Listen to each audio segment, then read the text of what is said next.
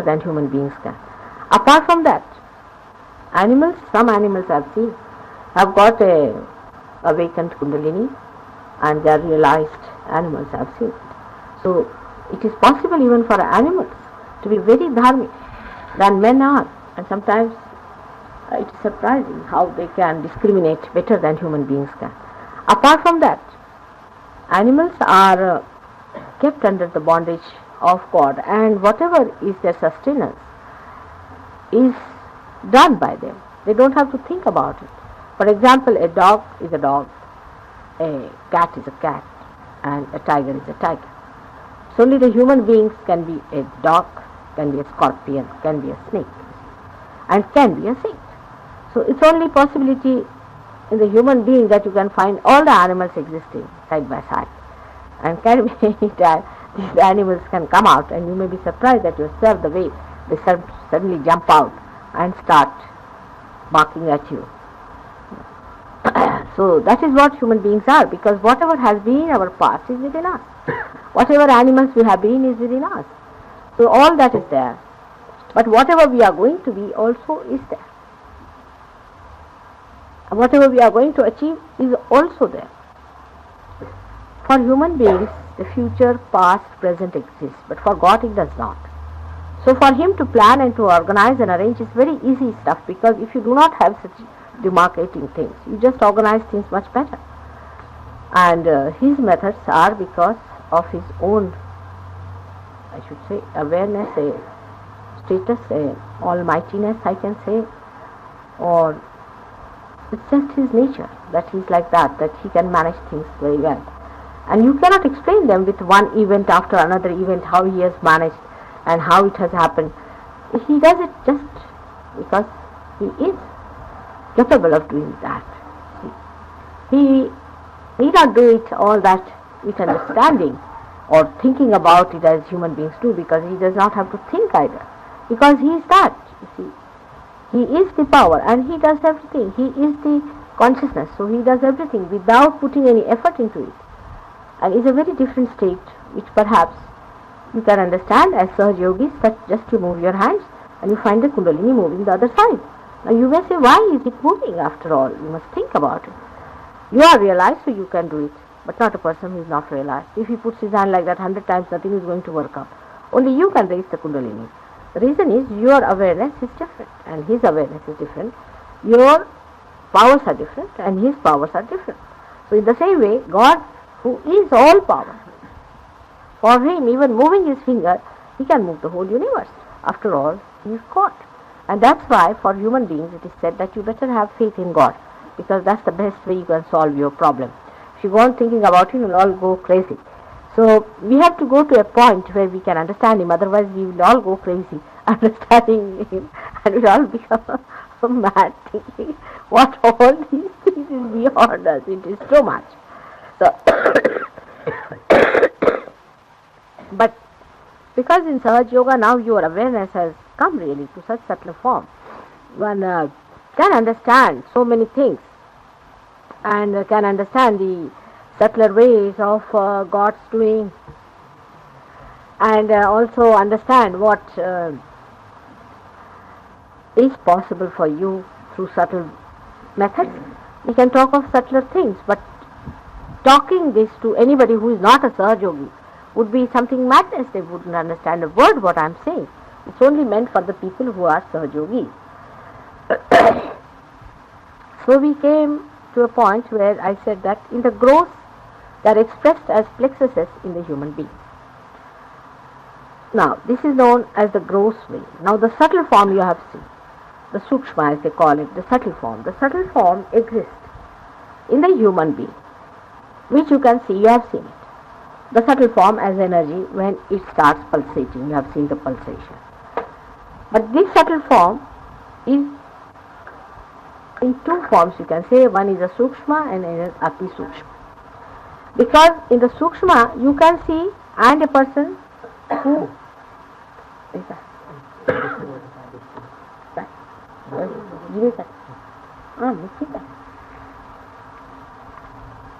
is a realized soul. If you are a realized soul, then you see even the chakras. In the sense you can feel the chakras on your fingers. A unrealized soul can see the pulsation of the Kundalini and the different chakras with his own eyes. He can. If he watches it clearly, he can see the different chakras clearly. And you as Sahaj Yogis can feel them on your fingers and also can feel them within yourself in the collective consciousness. There is, we can say, in the second stage of Sukshma, there are three stages. As we can say, Sukshma, Sukshmatara, Sukshmatam. Three things you can see. The first stage you see is on your fingers, is the Sukshma Tara, you can say. But with the eyes you see is a Sukshma. And with your fingers or on your chakras when you feel, it is, you can say, is Sukshmatama. So you see them in three forms. If some of the people do not feel it on the fingers, can feel it on the chakras also. So you can feel it in three ways. But there's a fourth way, where we can say it is in the Karana state. That's a higher state where a realized soul can feel it, who is born as a realized soul can feel it. And in that state, they just know, like a computer. They don't bother as to which is the one, and they don't put hands or anything. They just feel it. It is so. As you have seen in my granddaughter's case, she just knows what is what. Just you ask her, she'll just immediately say, this is this, this is this. Like, it comes plain to them, absolutely, this is this. Now, you may say that, how do they know? But the procedure becomes such a compact thing. I mean, it just happens to you. Like, you pinprick me here, and immediately the hand goes back. You see, it's sort of, the whole reflex action is so quick that we can say there's no procedure as such, but it's just a reflex action. In the same way, it acts as a reflex action, so that, you see, you don't have to worry about the purpose of it. That is the state where you say the Karana state. And the Mahakarana state. Now this is the third stage, is it? And even in the Karana state there are three stages into which one feels it. Now that is, I would say that I need not explain because that's beyond you people, but if you are born realized, you will understand that the imbalance in a personality, see, of the three gunas, is immediately perceived by a born realized person. Immediately perceived. He can see through. You see, that's the wisdom he has gained in his previous lives and previous births. And immediately they can see the imbalance that comes in. You see, and whatever they say is so wise, and they understand because they can see the imbalance of these three gunas, and according to their own gunas, whichever are prevalent in them, these three stages exist in them the way they say. For example, some people have are more, say, the tamogunis, means the ones who are very emotional type people. Among them, some are very emotional. So they see a person through the emotions. You see, the way they feel in themselves. They call it a feeling. I had a feeling for such a person. I felt that way. So that is the word they use. But supposing the person is Rajoguni, he has been more towards going through, say, he has been working on the Rajoguna, like praying to Surya and praying to doing Gayatris and praying to all the heavenly bodies and also the 5 elements like that. If he has been doing Yagyas and all those things, see, Rajoguni. Such people see them as lights, as electrical forms, so they see them as colors and things. You see, this is so one sees it as an emotional thing, another sees it as a color, or we can say any form of. They see them as forms or colors and lights. They see as electrical currents and different flowers. Now, there are feelings and also they are these Rajoguni expressions which you can see with your eyes, see the creation itself. But there are also feelings. So those who can see feelings more, a person who has been very loving and who has dealt in this side of life, who has been a bhakti man, you can say a dedicated man who has been praying to God and crying for him and asking for his help and weeping before him with all his heart. Such a man will feel a person more, and a person who is more dedicated, say, to forms and things, will see them in a different way as forms. So then they see them in colors, because they are also colors. They are also colors and they are also sounds. So the sound is also one of the elements, so they can see as sounds. Now they also see them when the Kundalini moves. You see, they see the sound moving. And they also saw, most of the people who have seen this have been the people who have been meditating through this, we can say, the Patanjala style of meditation, where they were single people, Parshurama style.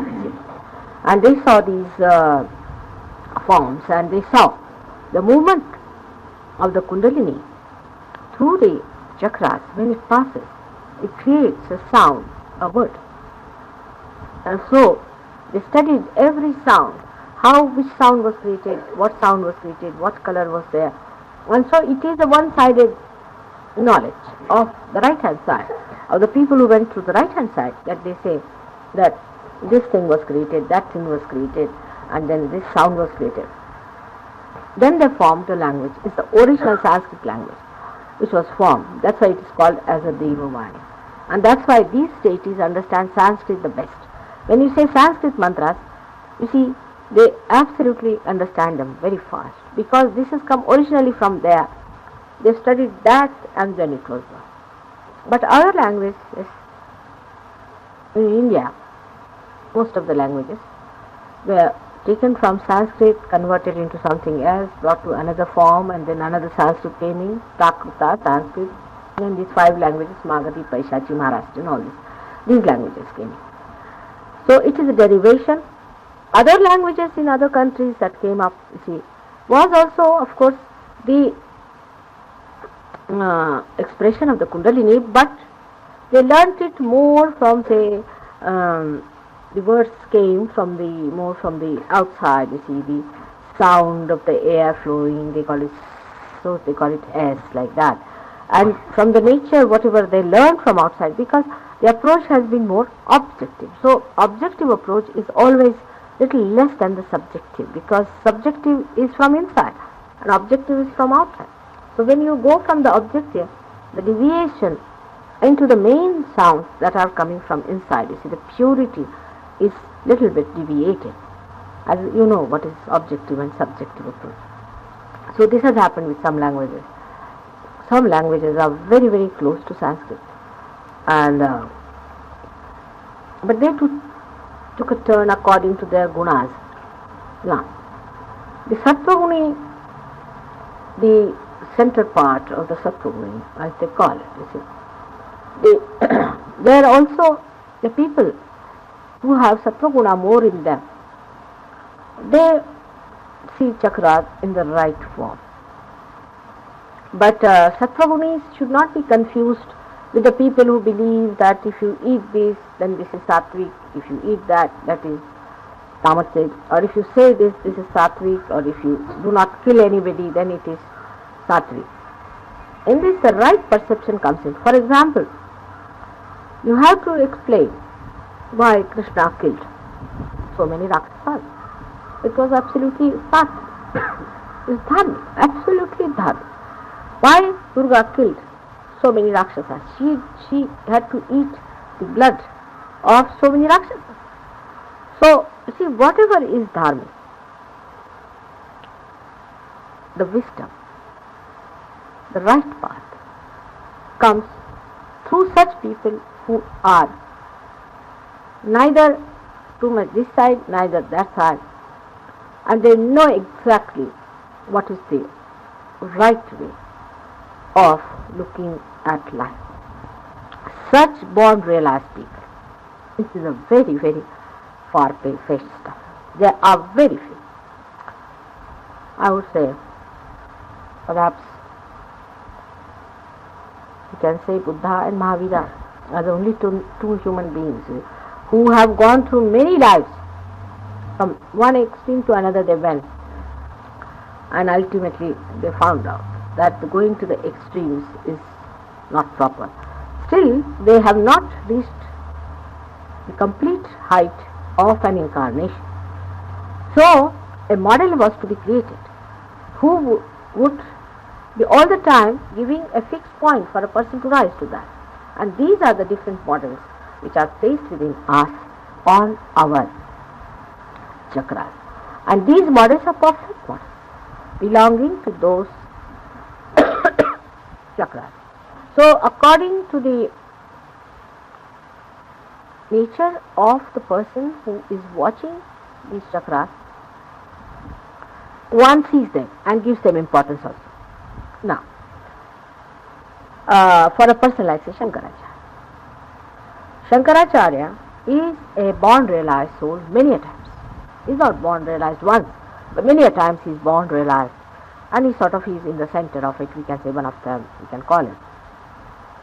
So when he talks of his Muladhara chakra, he has already done the path many a times, and now he is going to the subtler and subtler and subtler form. So when he says that the Muladhara chakra is opened out, then you can walk on the water, is correct, because he is at that subtle stage of ascendance. One has to ascend once, second time, third time, fourth times, and then you reach a stage where you start ascending. But even then, it is not so important to walk on the water. What is so important to walk on the water? It's nothing so important, because you see, it's easy, you can take a boat and walk. It's nothing so important. So, walking on the means also on the right hand side. Is the right hand side to walk on the water, or say to fly in the air? All this is the right hand side things, which also can be done with the help of a boat or a an aircraft, or even we can use a boot. For that we can use a dead entity, and we can make him take us to any place we feel like. Which can be done. The CSP business is only that. So it can be done by other methods also. So it is nothing important that, it's sometimes very confusing when we see that some people can fly in the air. They say in the subtle form they have gone. You don't see their body moving, but you see that they can feel it. The difference being that the people who are realized can guide themselves, and you can see them bodily moving. But those who are not realized, they find their subtle being taken out, and their consciousness going with them somewhere else, and they are sitting on top of the house. Some they are watching themselves, and they are sitting there, and they see themselves sitting down like that. You see, these phenomena take place. That is absolutely nothing but a soul being ridden by a dead entity. So there's nothing great about it. That is also a right side stuff. The left hand side, as I told you, is the emotional feeling about things. You see, you feel tremendous love for others, and sometimes, people, I would say Sainath was one of them who had this left hand side gift with him, and he was love personified, and he was so much full of love for people that once there was a woman who was very poor, and she couldn't celebrate her Diwali day, and he couldn't bear it, so he gave her some water, and the water became like oil, and she burnt lights in that. And it's a fact, you can do that, it's possible. And with this power you can increase food, sort of thing. You see, you increase the food stuff, you are going to some, like Christ did it, you see, that's also one side. So all these things come in a personality. Some people have one more, another have some more, and some people have all these qualities. Those who are incarnations have everything, they can do everything that they want to, and they will use whatever they want to do. If they don't want to use any powers, they will not use.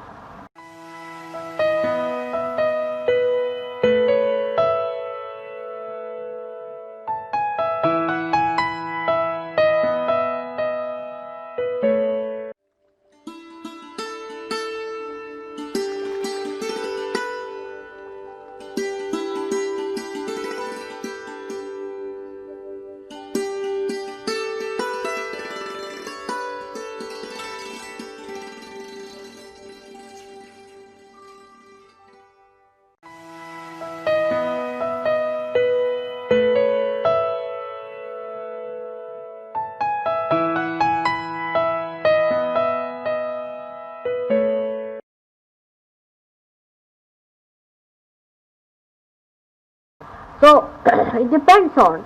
So it's nothing important. Supposing you see something, all right, there you can see it is a good thing. But that doesn't mean that you should stick on to those things. But you must try to do what you don't see. For example, now you see the light coming out of somebody's head. Now that's one side of looking at things. Another is that you can feel the another person. When you feel the another person, how he is, how he needs you, how you are coming closer to that person, can you feel that compassion for him, that he is not where you are? That also is another balancing stuff. But this should be done. This is very dangerous for some people who try to be helpful to others when they are not themselves solidified properly. So I would again warn you that when you start seeing lights and all that, try to remember that you are going on one side, you are seeing more. Then be more compassionate in your tongues, in your talking, in your behavior. Try to have more love. Means right hand side is more developing, the left is less. Is the heart. So you have to raise your kundalini from right and left. But it's all mechanical, it works out. It's only thinking about it. Oh, I have to develop my heart more. The balance has to be there. This also should be there, the feeling for others. Now the feeling for others cannot be explained as I feel for others. Okay? I just, if somebody is crying anywhere, I get tears into my eyes automatically. Even if you are not crying and if you are feeling hurt about things, I get the hurt feeling within myself. Like that. You see, you should really feel that hurt feeling and that desperate feeling and that cry. Of course, I mean, it comes to some people too much, but they do not have the other side. So you should have both the sides and both the balancing characters within you. So those who are seeing things more should not go on bothering about what they are seeing. It's coming their way, all right. Because they have done that kind of a tapasya, so they see things. And it helps Sahajog very much because you can see for yourself who is realized, who is not realized, this thing, that thing. But still the dryness is in you. So if it is in you, you should try to develop it. So whatever you don't have, you try to develop that. Whatever you have, don't be satisfied with that. That's the best way you can rise. You see, those people who can see things should try to feel others. Those who can feel others should try to see things. And it would work out that way. So this is what it is. And in the Mahakarana state, where the Mahakarana is, that is a very, very subtlest form of state where the ordinary human being, the chakras are nothing but ordinary plexuses. For a realized soul, it is a more than that. So the more you move into a greater wheel of your own awareness, that's how the chakras start manifesting. Now, for example, my chakras are working all over. You see the difference. So it depends on the awareness of person. Dasa Deepasya, Tasas Prakash. As much as the light now says, that much is the extension of the light. As much is the power. So that's what it is. So, शरीर जे आहे, शरीर हे म्हणजे growth आहे. पण आधी growth आहे. Vibrations फार आया लगा. अच्छा, अब हो गया चक्र पे बात करें. Now, is there any question left on chakras? About the number of petals. Yes, number of petals are also ghost stuff, you see. Till you go to a certain stage, there are petals are being created because of, there's a little mathematics about it, little mathematics.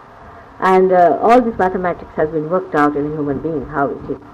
But these are the, we can say that now, for example, in a person now, a light is there. Say 25, what do you call it? 25 volts. 25 volts. Now, 25 volts are to be converted, say, to, say, 60 volts or something like that. So, you have to see the dimension into which the person is, that portion is going to grow, you see.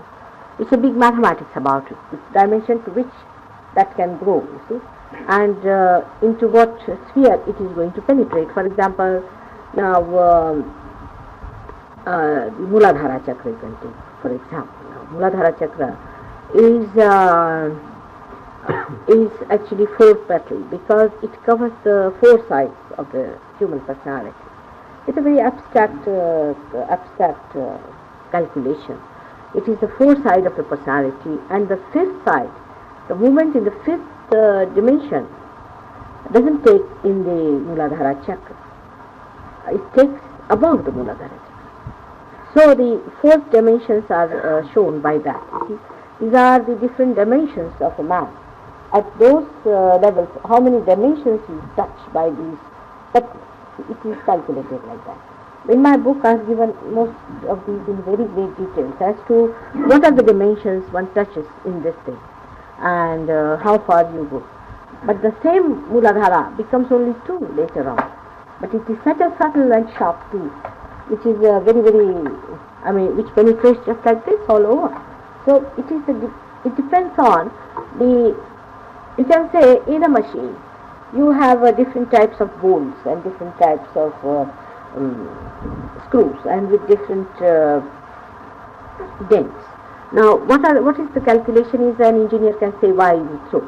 So, you see, it is a very detailed work and it's all worked out because the dimensions into which a human being will be going and all that is worked out. And on that chakra, only these dimensions you achieve. So, it has a meaning. But it's not only 4 chakras. It's not only 4. It has got many petals inside and it's a very interesting one. Actually, in Muladhara, I've written a big chapter complete. How many folds are inside and how these things work out and how many folds, what do they suggest and how far they open out. Because it's all a dimension which is worked out. For example, if you take a banyan tree, the seed is so small, a banyan tree has the smallest seed. Now, why is it so? And why is it so microscopic? Because it is so dynamic. It is all worked out like a capsule, you see, and it's a capsule which is to work out this dimension, it has to work out that dimension. So it is a sort of a rather calculated stuff which I have described. I have only described Muladhara really in the full this thing because it makes such a big volume of one Muladhara chakra that I gave up about others. I have just mentioned about them. But only Muladhara itself, when I started describing, it became such a big, huge thing. I gave in, I said, now better not do other ones. But it's quite a complicated stuff, you see. And you see, God has his own style of planning, and we can't question him. He does it according to his own whim, his own style. But his whim has understanding. Everything has. You will find that sometimes, you see, if you try to study that, if you ask me certain things, I try to answer it in a different way, you see, because there are his ways of doing things and he understands and that's how he does it. But still I have tried to bring out at least Muladhara chakra so that human beings must understand that how complicated they are made, how God has been so careful to place their Muladhara so well and how he has put the folds there, how it's a living machinery, how it's working out, so that people should understand the importance of their chakra and importance of their being. How important you are. You are not ordinary people. Even if there's a ordinary tape recorder, we are so careful about it. How much we should be careful about our own machinery, which is being created in ages with such great understanding, with such mechanism. Every chakra, if you take up, even if you take up 3 yugas, you won't understand one chakra. It is such a tremendous working inside. I have, of course, given only the description of it, and the reason why is a stage which will make you really mad. But I've tried to explain in that. You have read my Muladhara, did you? It's quite elaborate stuff. In Delhi, the question was, what is the purpose of life? Buddhism said, purpose, of all this incarnation is to go in nirvana, which is nothingness where nothing happens. Then, in the Christian tradition, it is also perfection, which is conceived as a total union with God, which is immobility. Now you said it is not like this. You are going to incarnate. Liberation is not just something which is immobile, somewhat. You are going to incarnate again and again. Then the question I'd like to raise in connection with the chakra is, what is the purpose of life? I understood before that the supreme thing is to be united with God, whatever this means. And when I'm united with God, there is no movement anymore. But that stage I never cancelled it. That stage is not today. See, when I said it that just now you have to incarnate again and again, you are not at that stage. But when the whole thing, you see, nothing is wrong in any one of these. When they say there is a day of judgment, But before that, God is going to give you a chance. He's going to give you full chance to improve yourself, go to that position. You see, like that we can say that first the trees are brought into being by sowing the seed. Then the trees grow up. Then there are flowers. Then the flowers are again, they become seeds. Then again the trees, and again this thing, until they reach a certain stage, till they have completely ripened. Then they remove the whole thing, and the whole thing becomes the Brahma itself. And whatever is the waste matter is thrown out. So ultimately it's the union. But the union of your being with God is a much later stage. First of all is the purification point. You see, for your purification you are to be born again. You have not reached that stage where you should become Mahanirvan. Have you? If you become, might be you might land up in hell. So better not try that. See, you must understand that just now at this stage you have to go further, purifying yourself till you reach a certain stage. You see, where when you reach a certain stage, at that time God has given you enough chance to improve yourself. Still you are Rakshasas, then you are not going to be tried anymore. But it's quite near. I must say, you cannot now allow it to take the chance. It's quite near. One of the halali is called, one of the butchery is going to be very close. It's very close. I mean, I would say it can be any time. So you be careful. I mean, it's just there. So many have to be neutralized because they are just very troublesome. It can be quite close. So be careful about it. So you see, everything fits into everything else. But what happens with every religion? Part of it is said. So this cuts out the other. Supposing I say you have to go to this room. Now if I say that you have to come 2 steps that side. And then I say no, you have to come 3 steps this side. These are all connected stuff. But because it is said only 3 steps here, so you say then in that religion it is said 3 steps inside. And what about those 2 steps? I have to tell about them also. Because I have to tell about all those 2 steps you have to take first, I better not tell you about these 3 steps now because you will put your eyes, oh very nice. It's not going to come in a plate. You have to work it out consciously. Understand now? Yes. Just now you said that after death, this Atma and the Kundalini they separate out from the Body. element. But then where do the chakras go? Chakras exist within you. They just exist within you. You see, within the earth element. Huh? Within the earth element. No. How it goes with the... No, they are in the body only. They are in the body. The body is like a seed. You see, you become like a seed.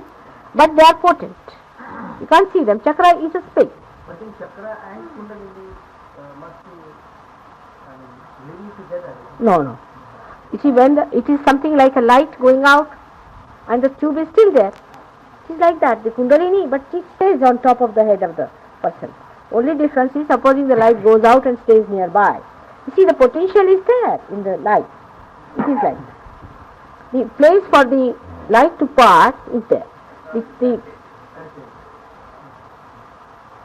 One more thing you said about when these parasympathetic and sympathetic, when they separate out, then that particular person goes to the extremity.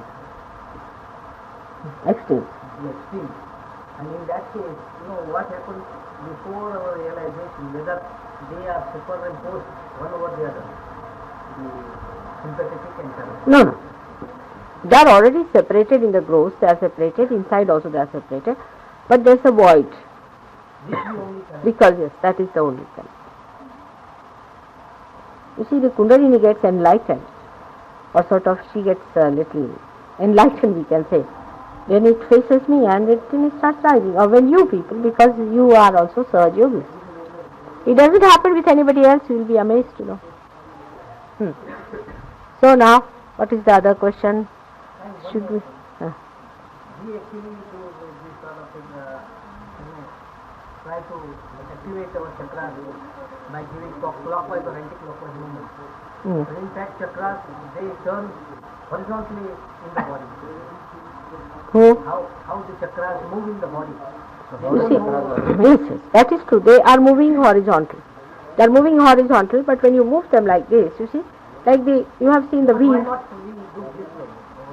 No, it doesn't work out. It works out better this way because you see, these are the things that are emitting, you see. Yes. If you do it like this, it goes down. But this way these are moving, you can move this. You have seen that in a watch, you have some like this parallel and some are like this.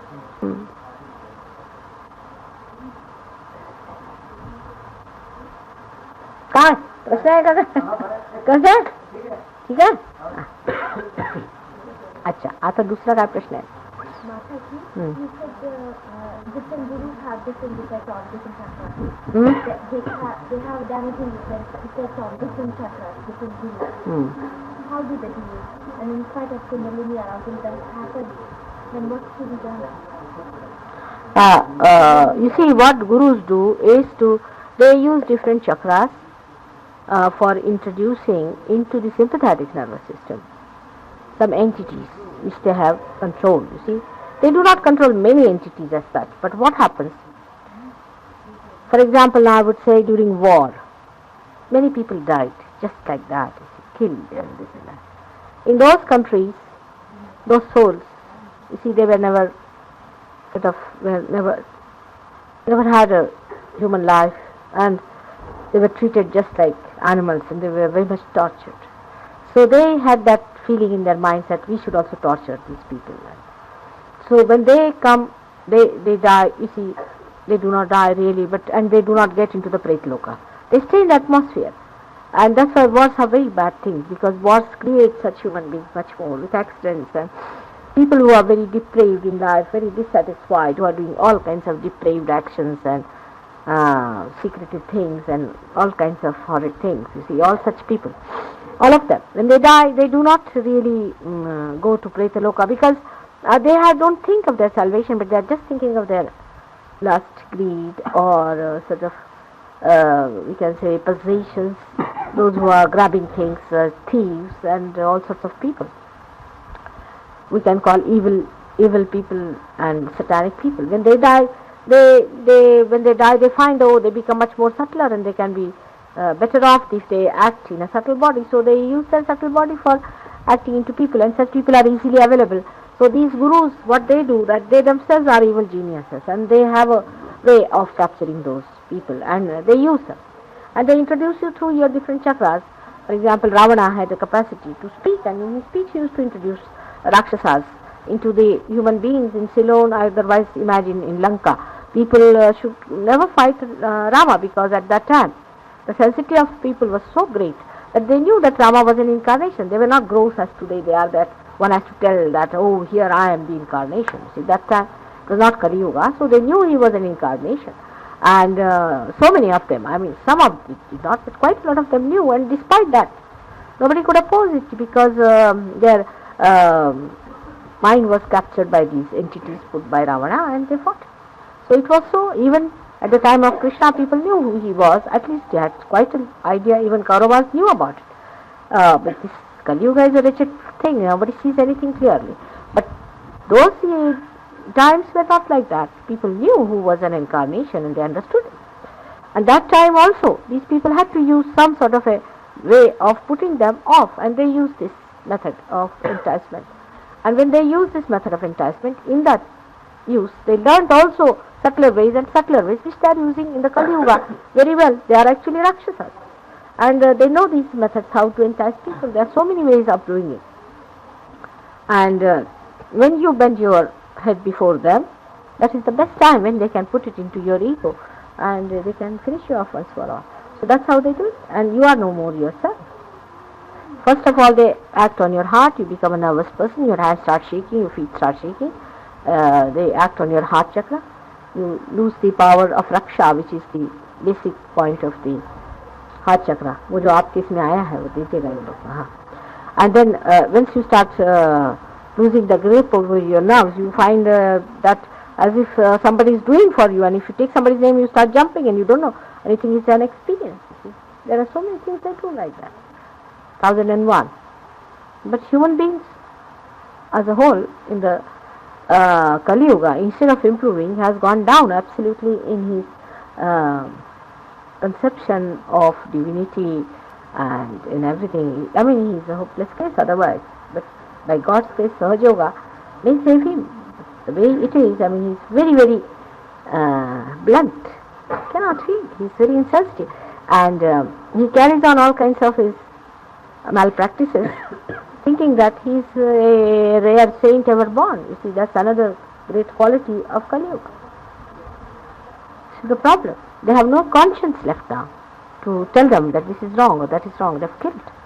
Everywhere it is so. तुम्ही शाळेची मुलं आहात का? अच्छा.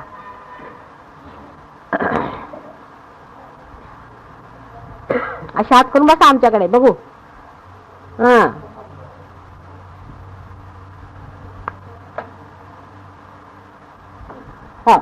आता दुसरे प्रश्न आपण विषय हा. Or alternatively, whether music can rouse the Kundalini. No. You see, all these 5 elements are very important in our body, and they are the body of the chakras also, as I have told you. So what happens that when you sing the music, the vibrations can go through the musical sounds and can excite certain chakras. You see, for example, for the Hridaya chakra it is very good, or also for the Vishuddhi chakra it is very good.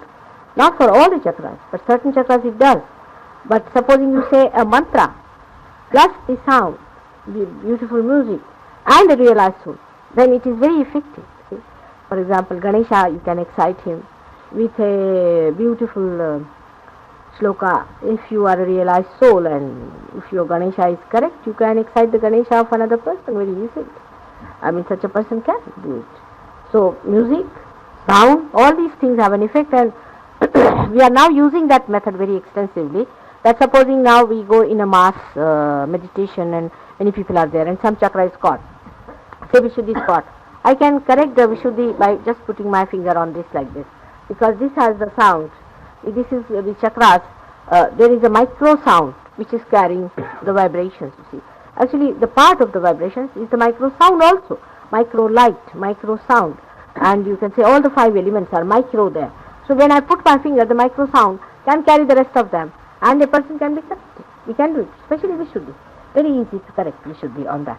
You can correct most of the things, but certain things are very easily corrected. Vishuddhi, which is responsible for the sound, made from the sound element. As we have seen that water element is very good for treating people for the lower chakras, because up to the heart chakra, because the water and salt can help you for the Nabhi chakra, and because salt is the earth element, and what you call it is the essence of the ocean, and essence of the ocean is in the Bhavasagara. So we can use salt water for clearing the lower chakras.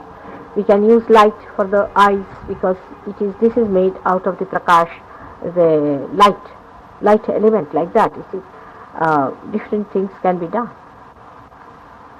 with these different elements. If you use them, you can make all the dirt or all the obstructions which are collected in your particular chakra by putting them back into the same element and cleansing them out, so the element takes it away. For Mother Earth also, she has so many elements in her that she can take away so many of your problems which are troubling you in your being because of some imbalance of the Mother Earth element. You see, this is all due to the imbalance of these elements in you accumulated more beyond than what you want. That's why I say the extreme of it. The tattva is expressed through Sri Ganesh, and Sri Ganesh is the form of you can say the purified principle of the earth element, and it's the same. I mean, you can say in a flute you have 2 notes. The first and the last are the same. In the same way, in a human being, the 7 notes, the first one is a Ganesha and the last one is also a Ganesha. So these 7 notes are the same. And these 7 notes make the earth element, and are not completely earth element, but started with earth element, purified, where it loses its earth element problems completely. It is Parabrahma. It becomes all Brahma, because earth element is outside is the earth element, but inside is Dhara, is Dharana. It is the power to sustain. It's the power to sustain, and that power is the purest form of earth principle. So you see that you become later on. Gradually the whole earth element drops down and you become that. So it is the Dharana Shakti, as they call it, the power of sustainer, is the Ganesha. So like that in every chakra you have a very subtle and subtle-most point, and that subtle-most point is the note that the divine is playing at that point, because every note, it has a different frequency, a different intonation, you can call, a different sound, which helps in the melody of this universe. So like that we have 7 chakras and the 7 notes, and they are different notes, but these notes then create permutations and combinations, and that is how a chakra gets into a swara, and then it becomes you can say a sound, and from sound it becomes a word, and from word it becomes a language, and like that it goes on, and the same subtle form starts becoming something else. For example, if I have love for my children, how I express it? I make a house for them, I make a place to live for them, I cook food for them, I make a bed for them. You see, is a gross expression of that subtle love I have. In the same way, whatever is subtle within us is expressed outside with the help of the elements that are outside, to express the subtle through our gross behavior or gross material things also we do. So it's the same subtle which is expressing outside. But then we become so gross later on that we forget the inner part of it. For a mother may create something, all these things, and then she'll become so possessive of her children. She'll think, I've done so much for my children, that she wouldn't even think for why she has made it. She forgets the love part of it, and she becomes nothing but the gross thing. She'll start scolding the children for even breaking for a small thing here and there. You see, she does this for love, and then she forgets it. That's what is an extreme behavior. Extreme behavior means from the subtle, you get to the gross and the gross and the grosser. Once you become grosser, you are dead. आता काय प्रश्न?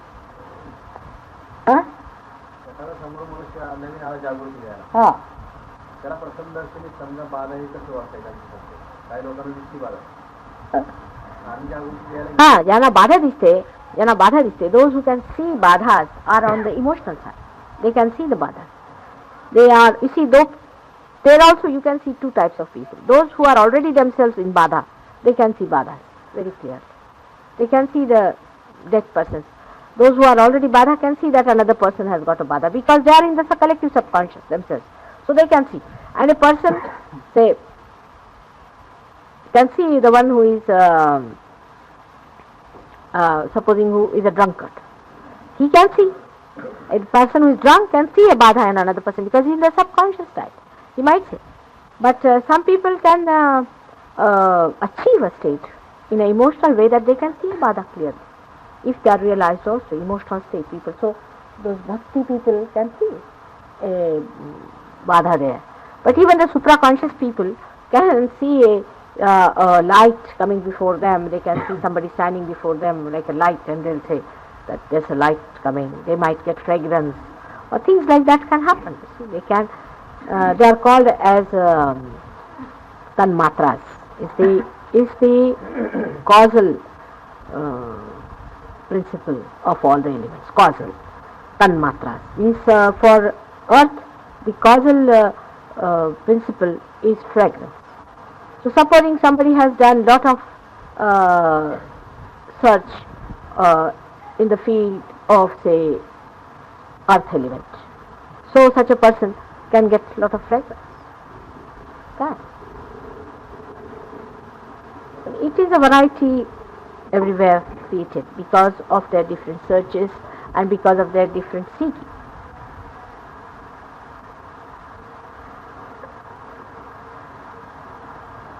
तर तुम्ही काय म्हणाला, बाधा कशी ओळखायची? बाधा कशी वाटेल? नाही, ज्यांना दिसते त्यांना दिसते, ज्यांना नाही दिसते त्यांनी वरी नाही करायची. You see, Badha, if somebody has a Badha or not, you can, if he has Agya and a heart, it's definitely a Badha. And you just ask the person to put the hands before the photograph, he'll start shaking. Normally he shakes. भूतबाधा कशी वाटेल? Huh? मला विचारतो की भूतबाधा कशी वाटेल? आपल्याला एक cases येतात हां. त्याला भूतबाधा असते. काय असतं? भूतबाधा भूतबाधा असते. अंगात यायला See, I don't know how you should make it out, but it's very easy. You can make out. They cannot put their eyes towards my photograph. If you ask them to close their eyes, their eyes will start flickering. Hands will start shaking. Eyes will always flicker. Slightest Badha it will show on the eyelid. Slightest. You see, Badha can be of many types. Some people just have a, for the time being. Some people have a permanently settled. Some have backfulls, you see. So, you just can't say which is. Identification आणि classification कसं हा? जाऊ द्या, soda कसलं काय, सगळ्यांना एकाच्यात काढून टाकायचे. सगळं ते नको जास्त करायला. सहजयोगाने बाधेला जास्त लक्ष द्यायचं नाही, तेव्हा मान्यता मानायची नाही. कारण असेच येणार तुमच्याकडे अधिक चिकटणार ते असल्या की त्यांना म्हणा फोटोवर बसा, रगड रगड बसा म्हणा फोटो, माताजींना बघू द्यात. You just don't worry about this thing. हां, तुमचं क्युअरिंग वगैरे ठीक आहे. बाधेला जो मनुष्य म्हणजे, you see, the thing is, people think that there's only one type of Badha is emotional Badha. There can be both types. A person who is very egoistic also is dominated by somebody else. Abnormal, any abnormal behavior, you see, who is not a normal person, can come from anyone. हां, काय तुमचं काय म्हणणं आहे? कोणत्या वर्गात आहात तुम्ही लोक? हां, बघू बरं, या इकडे या. Letter give them. शिव आणि काय फरक नाही आहे. शिव आणि शक्ती एकच गोष्ट आहे. आता असं झालं, सन आणि सनलाईटचा काय फरक आहे? माणसाला ती अक्कल असते फरक करण्याची. आपल्याला माणसाला ते दुसरं समजत नाही, देवाला हे समजत नाही. There is no difference between a light, sunlight and sun, moonlight and moon. So there is no difference at all. It is only the human beings who think there are two stuff. that differentiation Huh? when we come into Dvaita, Then only we start thinking. It is in Advaita. It is one and the same thing, you see. For example, now this bangle is beautifying my hand. So what is the difference between this bangle and the beautification? Is the quality of the person.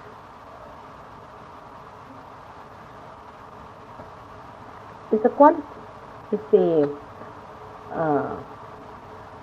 we can say the Vyakta and Avyakta, we can call it. Huh?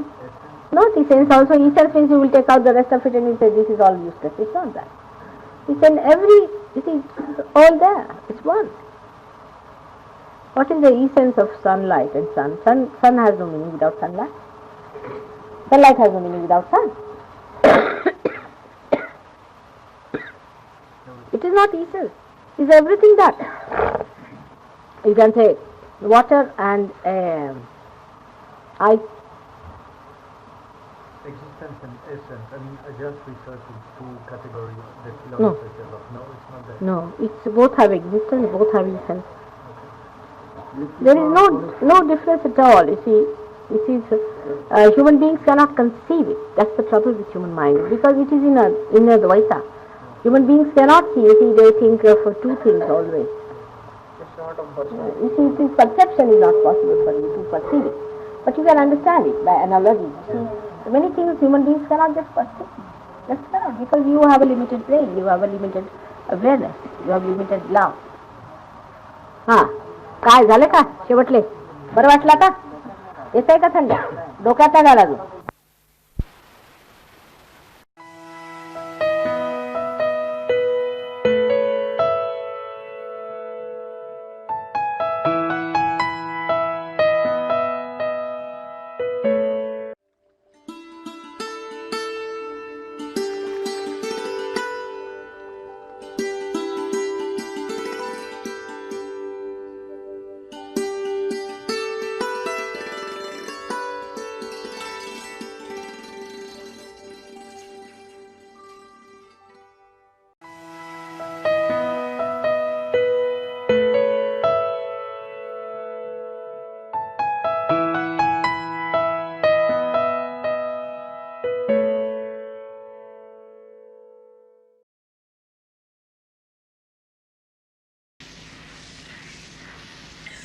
have come to the end of our tour, and you all will be going to your countries in different directions. Now we have to look back and see what did we learn in this tour. What did we understand? There has been less talking from me. I don't know about you people. But there was a tremendous dynamic force which was working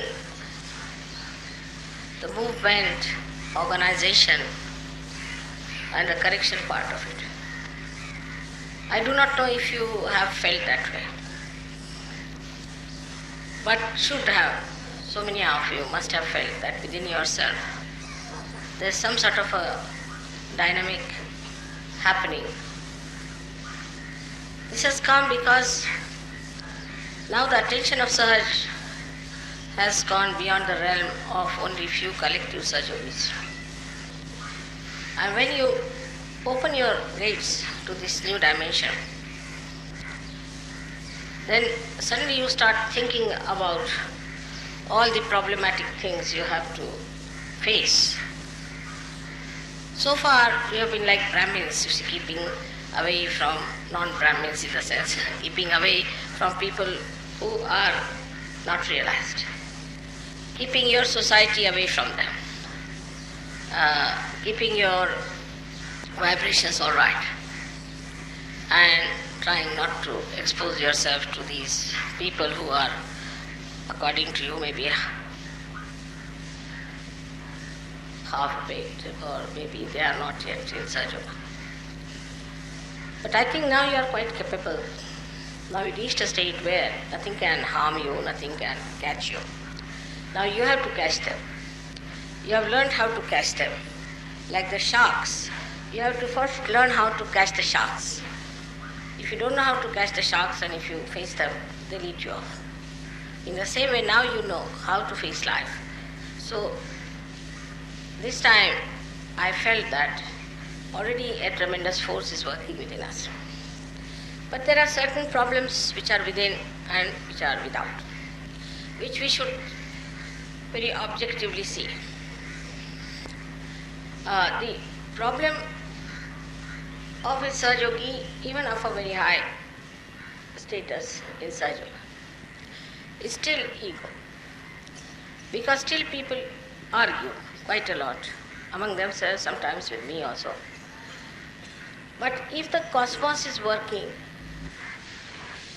for the whole success of Sahajoga, and if the laws of the cosmos are so definite and so helpful, then I think you should not argue it out or think it that this could be this way, this would be better that way, I didn't like this, I didn't like that.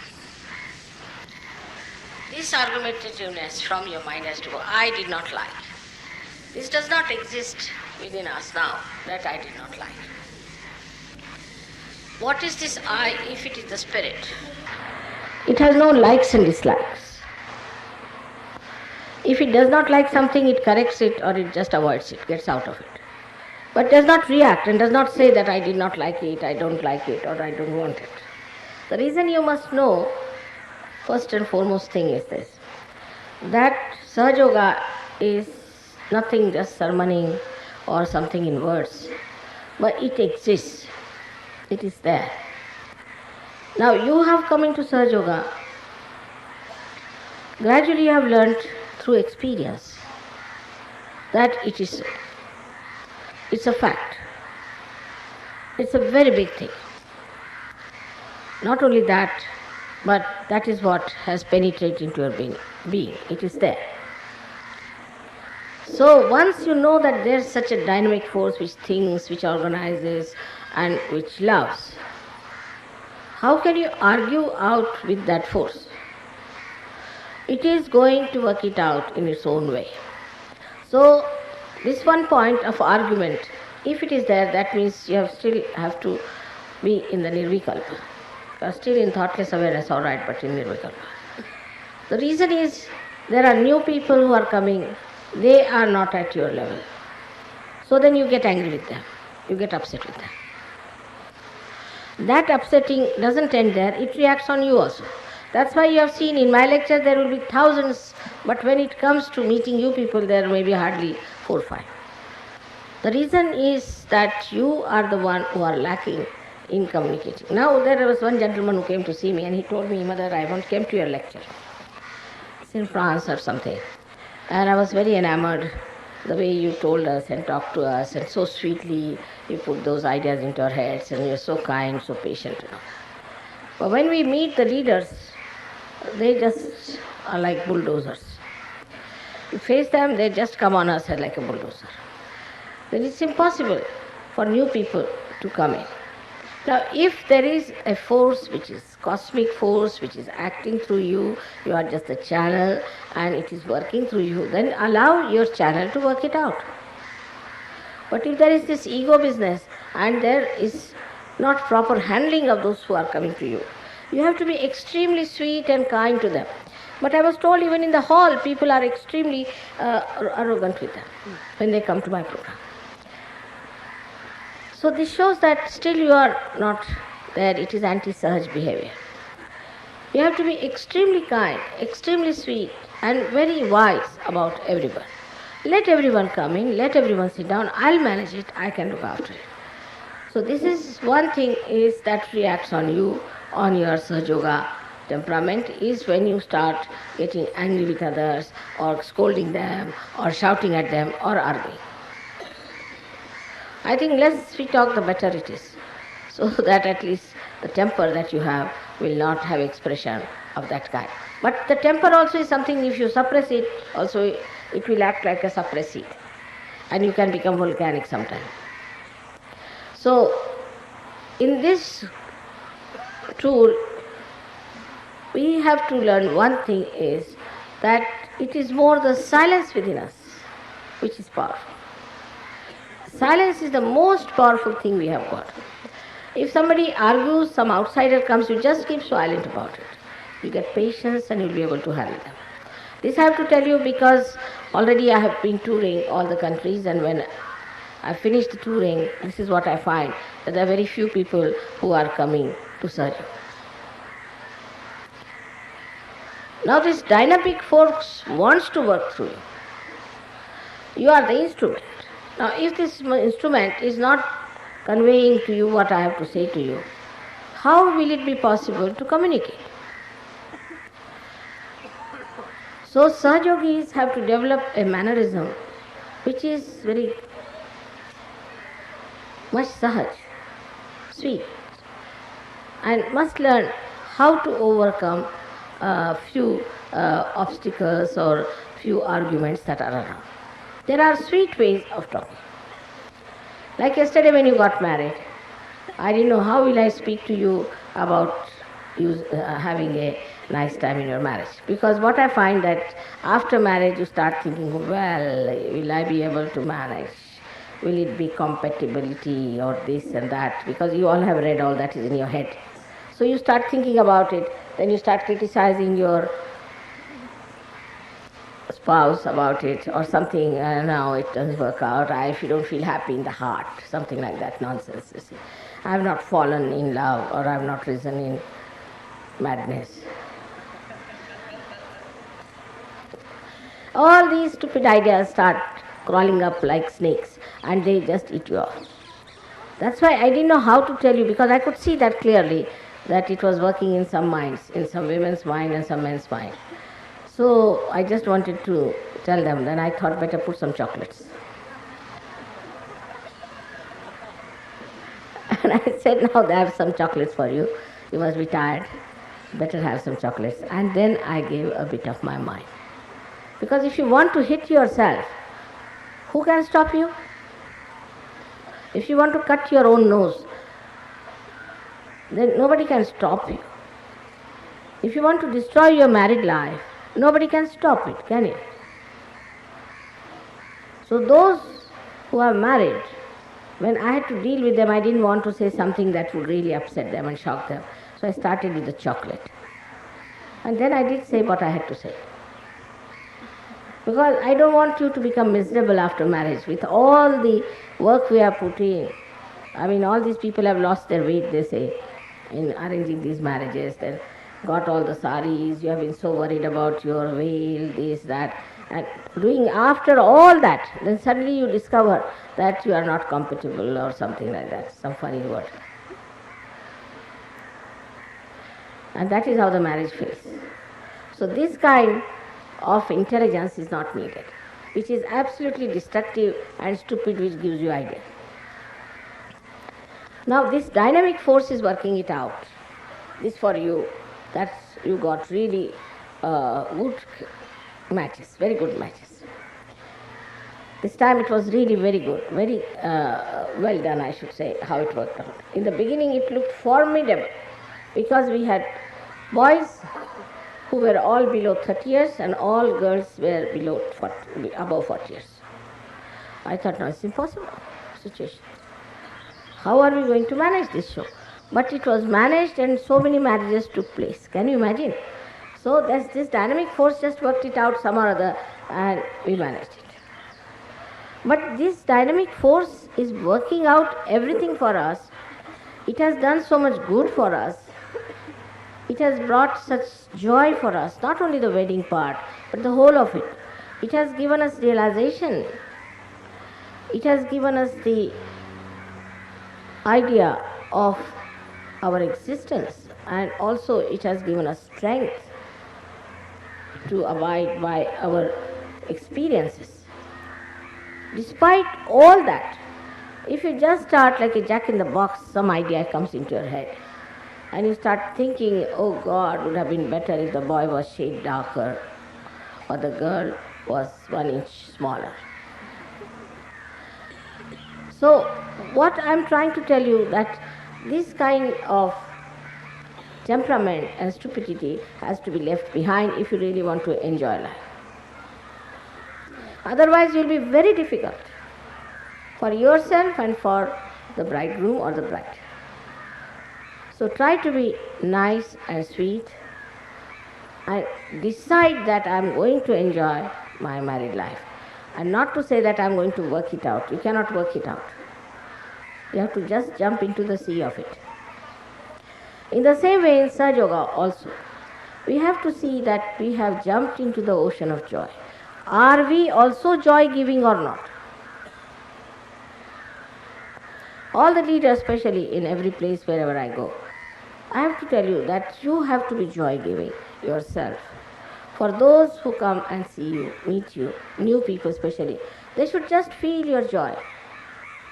They will never be impressed by your ego or your superego, unless and until they are possessed. They will be only impressed by your calm, sweet and compassionate nature. Because this force is working through you can be seen. Not only on your face there is light, no doubt, but in your heart there is light or not, is to be seen. And that light has to be welcomed, has to be asked to come in. And this should be your prayer, that let this dynamic force work through me. Now this dynamism is of a very different type. This dynamism has no heat in it. It has no anger in it. It has no destructive forces. It has no cursing, no frustration. It is a force. Why I am saying no to this, then we reach a place, then what is it? They said, yan neti neti vachaner nigamo abochus. When you want to say, not this, not this, not this, not this, then what? Because nothing else can be compared with that. That's why we have to take this situation. This is not that, this is not that. So when you are dealing with anybody, or when you are dealing with yourself, also you have to use the same method. This is not Sahaj, this is not Sahaj, this is not Sahaj. So ultimately what is Sahaj remains. It is a practice, abhyasa, practice of your own understanding. For small thing people feel insulted. There is a protocol, there is a proper channelizing of that. Supposing I put this one there and that one here, this may feel insulted. It's like that. But this has to be here and this has to be here. So there's nothing to feel insulted about it or anything like small things people get upset with each other. I am upset. I have upset you right now. How can you be upset? It's a common complaint, Mother, I am very upset. I mean, that means something wrong with me, the way I have put you down there on your settings. So, best thing is now to understand that you are no more upset. You are quite fixed in Sahaja Yoga. Only keep on sticking on to your positions and this dynamic force will move. Now your experiences of Sahaja Yoga are such a lot. You can tell them, you can talk to them, you can express them. We are making a book out of it. But these experiences are outside you or inside you. If you have an experience outside, it is of no use. The spiritual experience has to be inside you. Means you have seen something miraculous. So what is the reaction of your being to it? Supposing you see a miracle, something happens to you as a miraculous thing. Then what is your reaction to it? What do you feel with this? For example, somebody told me how they were helped to come directly to Bhugaon. Directly from the airport to the Bhugaon, thing without knowing anything where the program was. What should be the reaction of a person at that time? We should see this. The first reaction could be, oh God, how we have come here, it's very nice, this and that. But actually, the reaction should be that, after all, we are looked after by God. It's all done by God. He's brought us here. It's just to confirm your faith. All these miracles are happening. But you must have faith in yourself that you are a realized soul and that you are a higher being and you are capable of doing such benevolence to others. This faith should be within you, and just once you have this faith that you have all these things, you will have the self-confidence of love. What is lacking is the self-confidence in your love. If I do this, then that person will take advantage. If I do that, that will happen. Many times people tell me also, Mother, why did you give so much money to that person? Why did you do that? I said, I did it, that's all. But why I did it? Because I have faith. I have faith that doing good to others, one day that person will be good to me. He'll be good to Sahaja Yoga. So try to do good. Don't try to cut anybody short. Don't try to throw somebody out because somebody is something not up to your standard. So this is also substandard, that we discard people on certain things. During this tour, I think the Western Sahaja Yogis have behaved very well. They have been very kind, and let us give them a hand.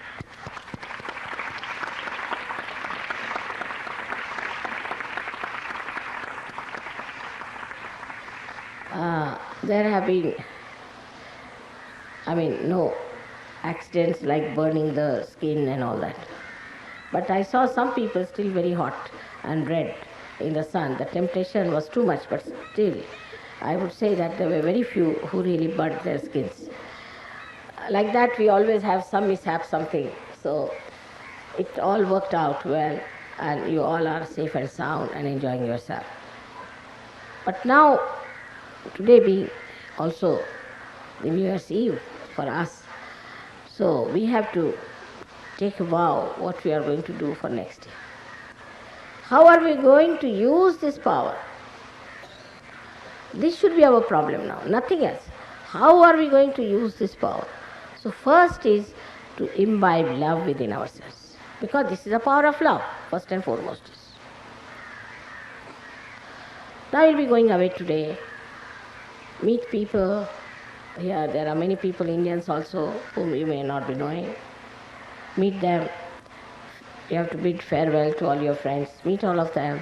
Now going away, after 1 year you may meet, may not meet. So they are your relations, they are your own. So you can express your love to them and say how nice you felt and all those things. As if you are leaving your own mother and going away. Because in you I live.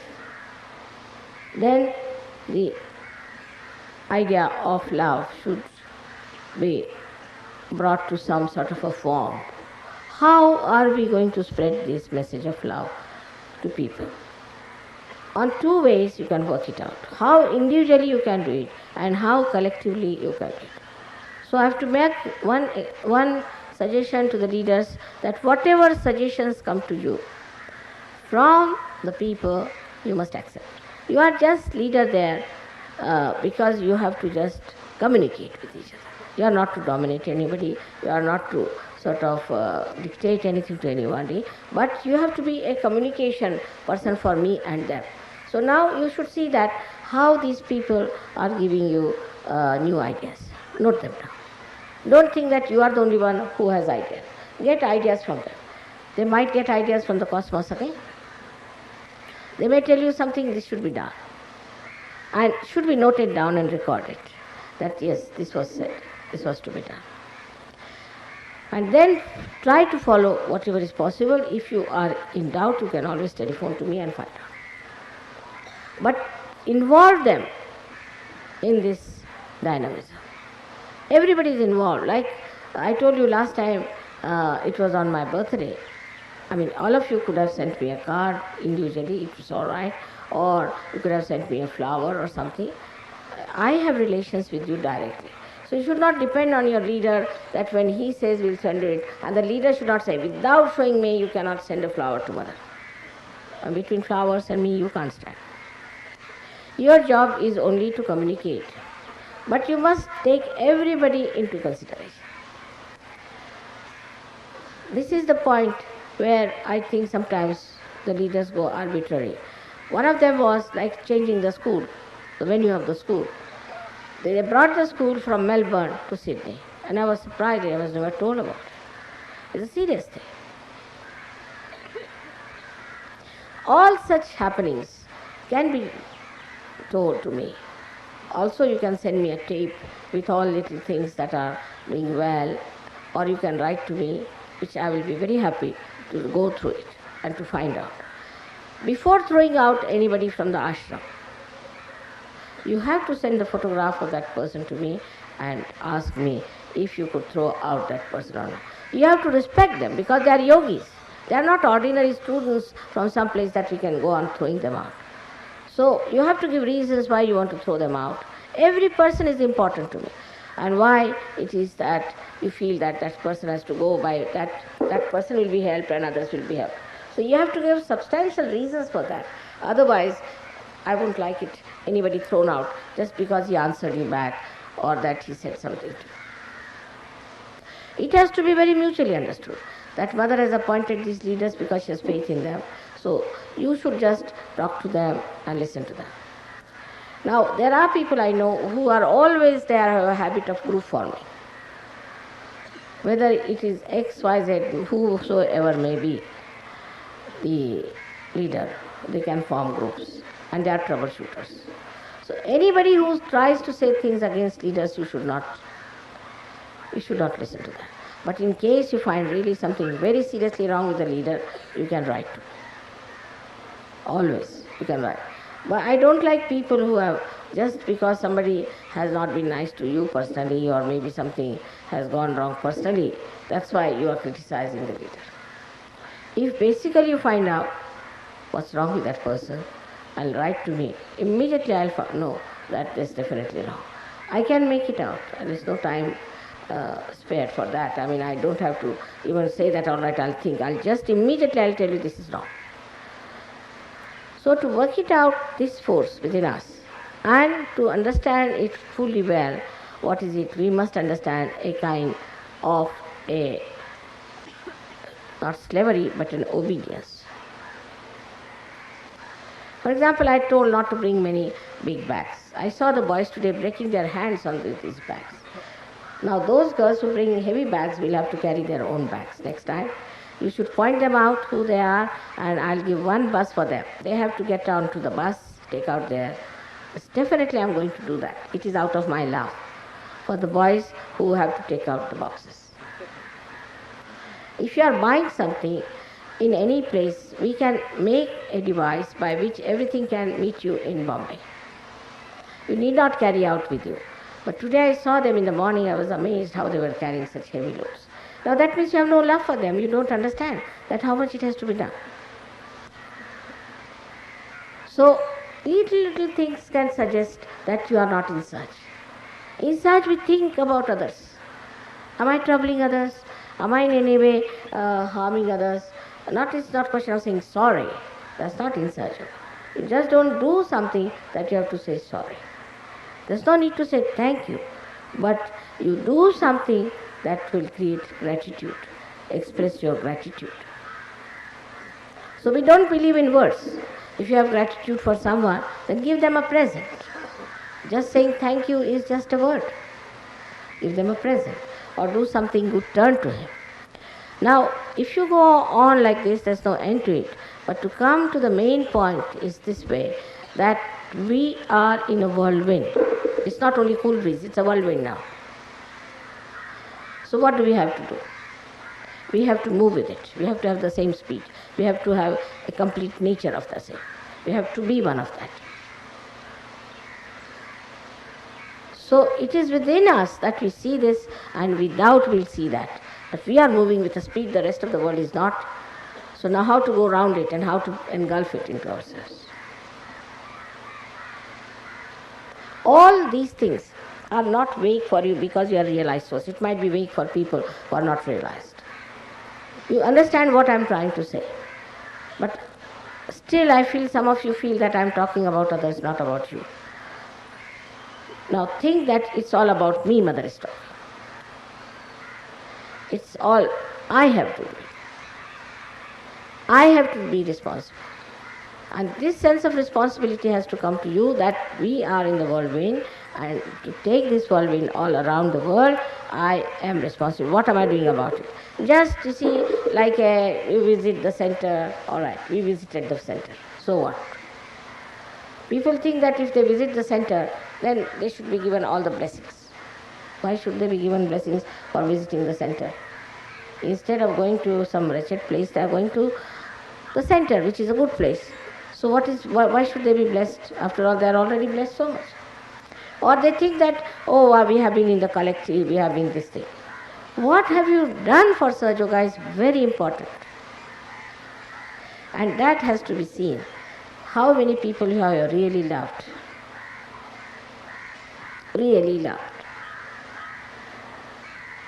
Sincerely. We have to count.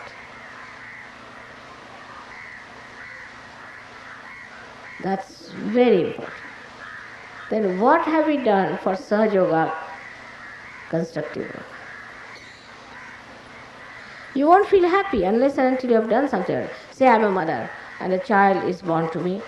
I just have to look after the child. That's the nature of a mother, to look after the child, to do everything for the child, to get up in the night. So many times one has to get up. That love compels you to do it. But if that love has not entered into you, it has not become part and parcel of your being, you will not be compelled. You will be just compelled, you cannot help it. That is the best way you should say that now you have dissolved yourself completely into this dynamic force.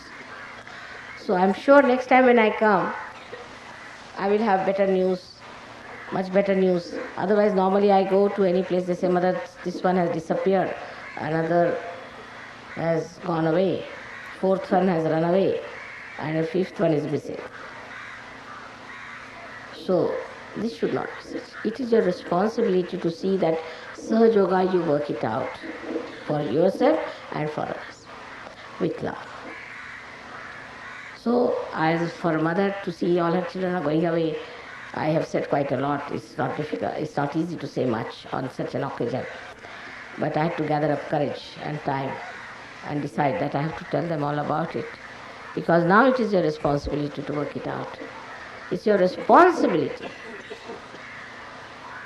In your own way, think it. What can we do for Sahaja Yoga? In everything you can see Sahaj. You will get ideas. Pass them on. Write them down. Write your poetry. So many things can be done by all of you.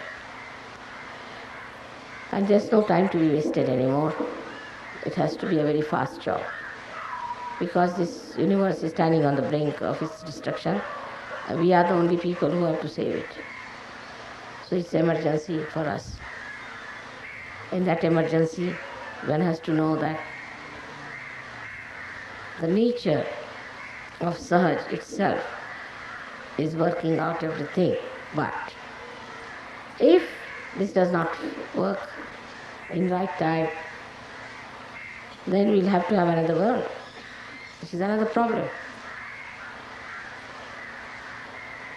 So we have to think seriously about it and understand the essence of everything and understand yourself why you do such a such thing. Once you start this method, not this, not this, not this, I'll be not surprised that your growth will be very much faster, very much faster. And I'll see you as very well established Nirvikalpas very soon.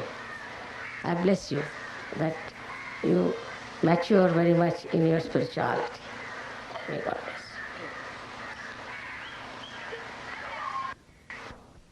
Try to talk about Christ, to say things about Christ, or to profess that they have Christ in their pockets when they have no connection with Christ.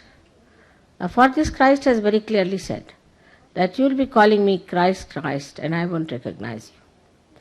There are so many people of this kind, and that's why the celebration of Christ's birth by them is just a festival but has no deeper significance. But for Sahaj Yogis, it's a very great happening because his birth has brought such a great incarnation on this earth, and by that we could achieve our realization because he is at the gate. So today is the day of thankfulness for Christ's advent on this earth, and we have to see that as he is our eldest brother, we can say, he is our leader, we have to follow his footsteps. In our resurrection, we have to show that we have imbibed the qualities which are Christ-like, illuminating the whole universe with our enlightened lives. The very big responsibility on Sahaj Yogis to understand that when we are celebrating today the birth of Christ, we stand for something very much beautiful, pure, and glorious. Christ's life is symbolically can be called as the symbol of purity and holiness. He was purity and holiness. When we talk of purity, we may think about outside purity, or maybe the purity of our writings or talking, or maybe we are very sophisticated, or we talk very sweetly, or we are very kind. But Christ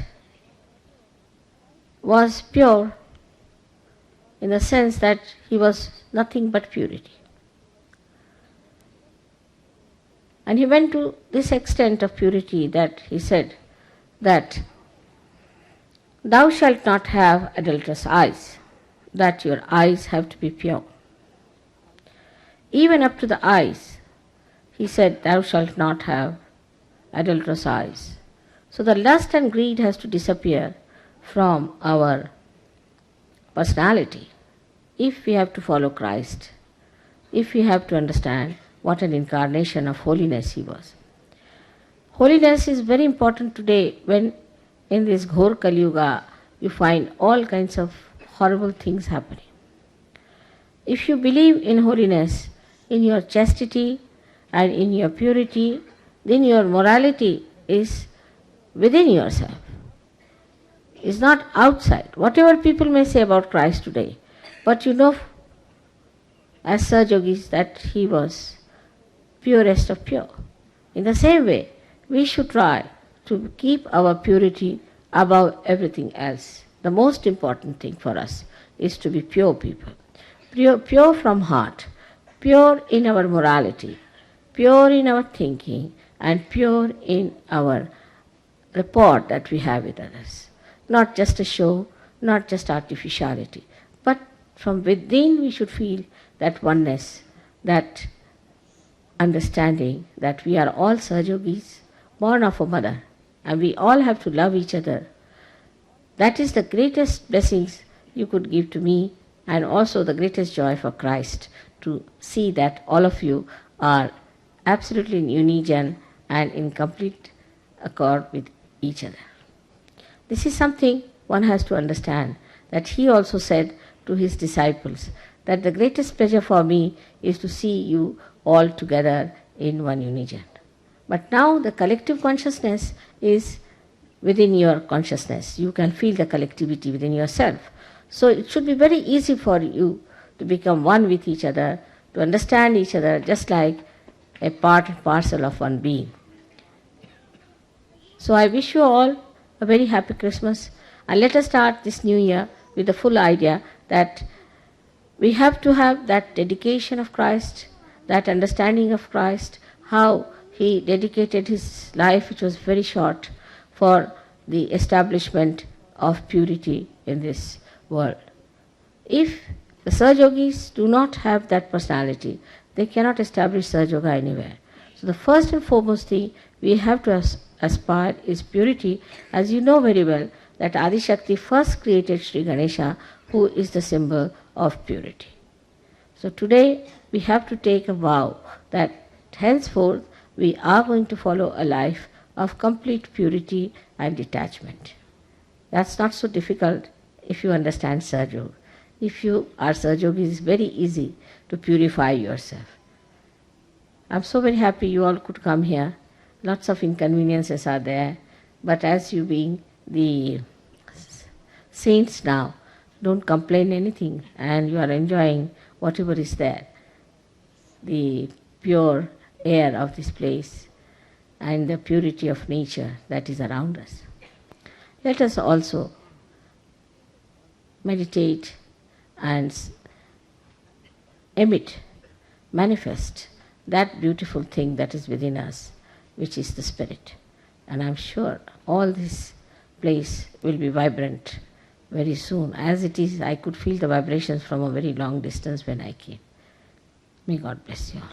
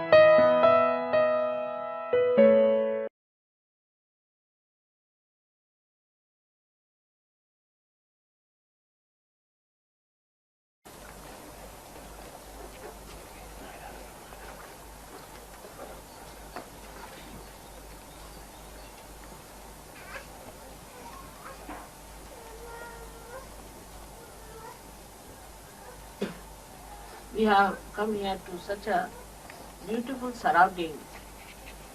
The nature is all watching us. The Mother Earth has created such beautiful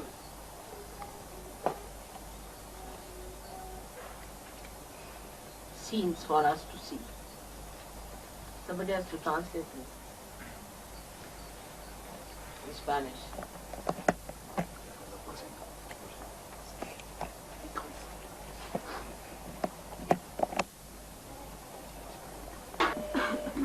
Where I was born in Chhindwara, that also has the same kind of surroundings.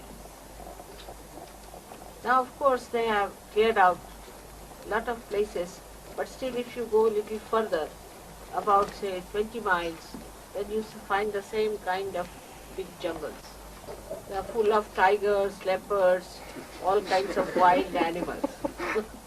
And the goddess is called, in India, as the goddess of the mountains. It's called as Pahado Wali, meaning the belonging to the mountains. And she resides on the mountain.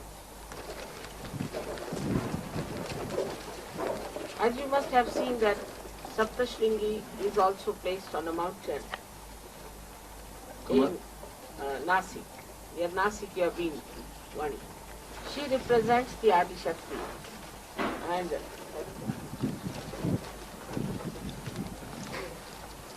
and she represents the half matra of the Om. Like 3.5 matras are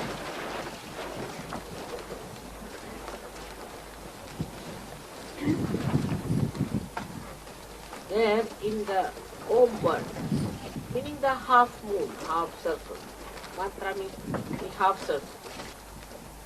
So as you know, there are Mahakali, Mahasaraswati, Mahalakshmi, 3 powers. And above them is the Adishakti. So she is 3.5 coin. And the last half coin is on the top of all these, representing the highest. So this half matra, Adishakti, is the one has got representation in the Saptashringi with the 7. Shringa means the Shikaras. 7 Shikaras means the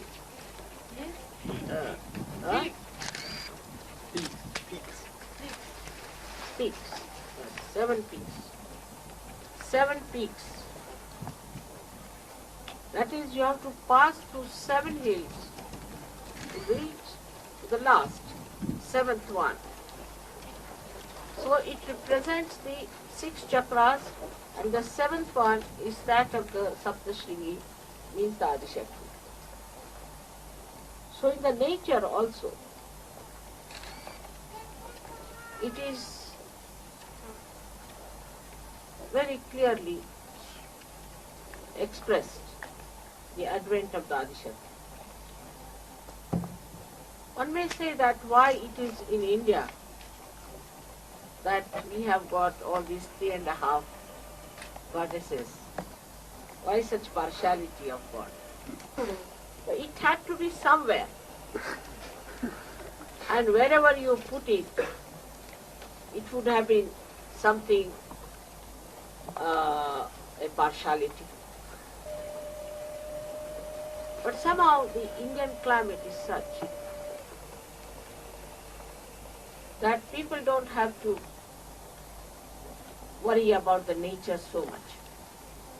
You can live in the jungles for 12 months, no snow, no problem of cold, and heat also you can avoid in a jungle. So it's very balanced.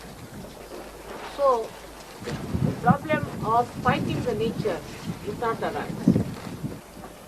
Because people had to fight the nature, they became extroverts, more right-sided. So the ego developed. And this is the reason that though in India we have all these great manifestations by the Mother Earth of 3.5 Shaktis, people are not egoistical about it. But in the West, you see, people get very egoist about anything that they have. It's a crime in India to be an egoist. If somebody says too much I, then it's regarded as sin. So the situation is different there. When people come to worship those goddesses, these 3.5 goddesses as they call them, then the Indians feel very happy about it. They adore. Like when you people sing the Indian music, they adore you. They think it's very remarkable. But if the Indians sing the Western music, then the Western people start finding faults with it. Not the Sahajogis, but otherwise. But this kind of temperament is necessary for Sahajoga. That we appreciate others, not to criticize others. If you are criticizing, then you cannot imbibe any good qualities in you. But to appreciate others also comes through good tradition. In Sahaja Yoga, we have to develop good tradition. We have our Sahaj culture with us, where I would not say that Indians are perfectly all right. They have all the defects of the left side. And they have to improve a lot. And they have to learn from you. In the same way, you have to learn from them. As they have to appreciate you, you have to appreciate them. Now if there's a poet who will sit here, he'll watch the beautiful things, what God has given, and he'll sing the praise of God. But if there is a modern poet, then he will curse God. His mind will find out some fault somewhere. Modern mind is very good at finding fault. So the sensitivity to appreciation is very dull. On the whole, the sensitivity is less for joy. If the sensitivity is low for joy, then they have to take injections to feel the joy. So they have to use the music, which is very jarring. Should be absolutely shaking the nerves. And otherwise, they are very sensitive to noise. It's difficult to deal with this modern mind because it cannot imbibe the beauty of joy within itself. While the God Almighty is the source of joy. When you see this beautiful nature and the sun playing around with it, you just become thoughtless. And you just get lost into the eternity. But in the modern times, philosophy has taken place by economics. So we want to see what is the economic value of everything.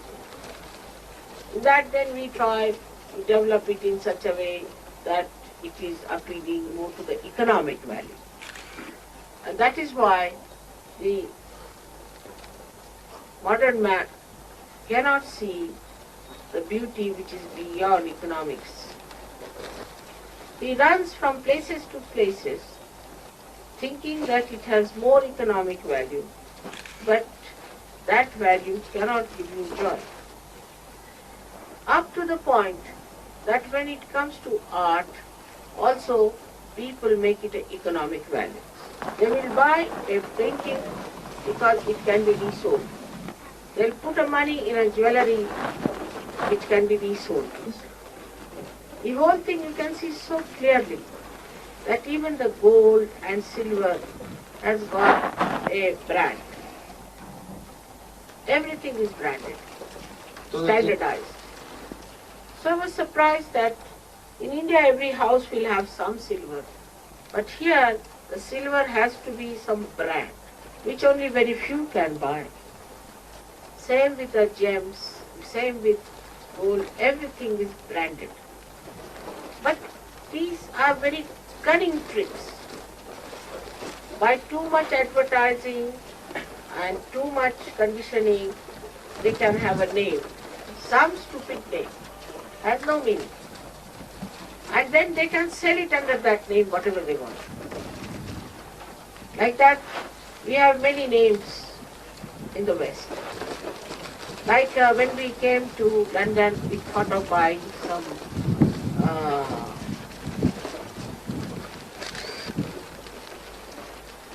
for the kitchen. And they said Philips is a good name. Horrible it was.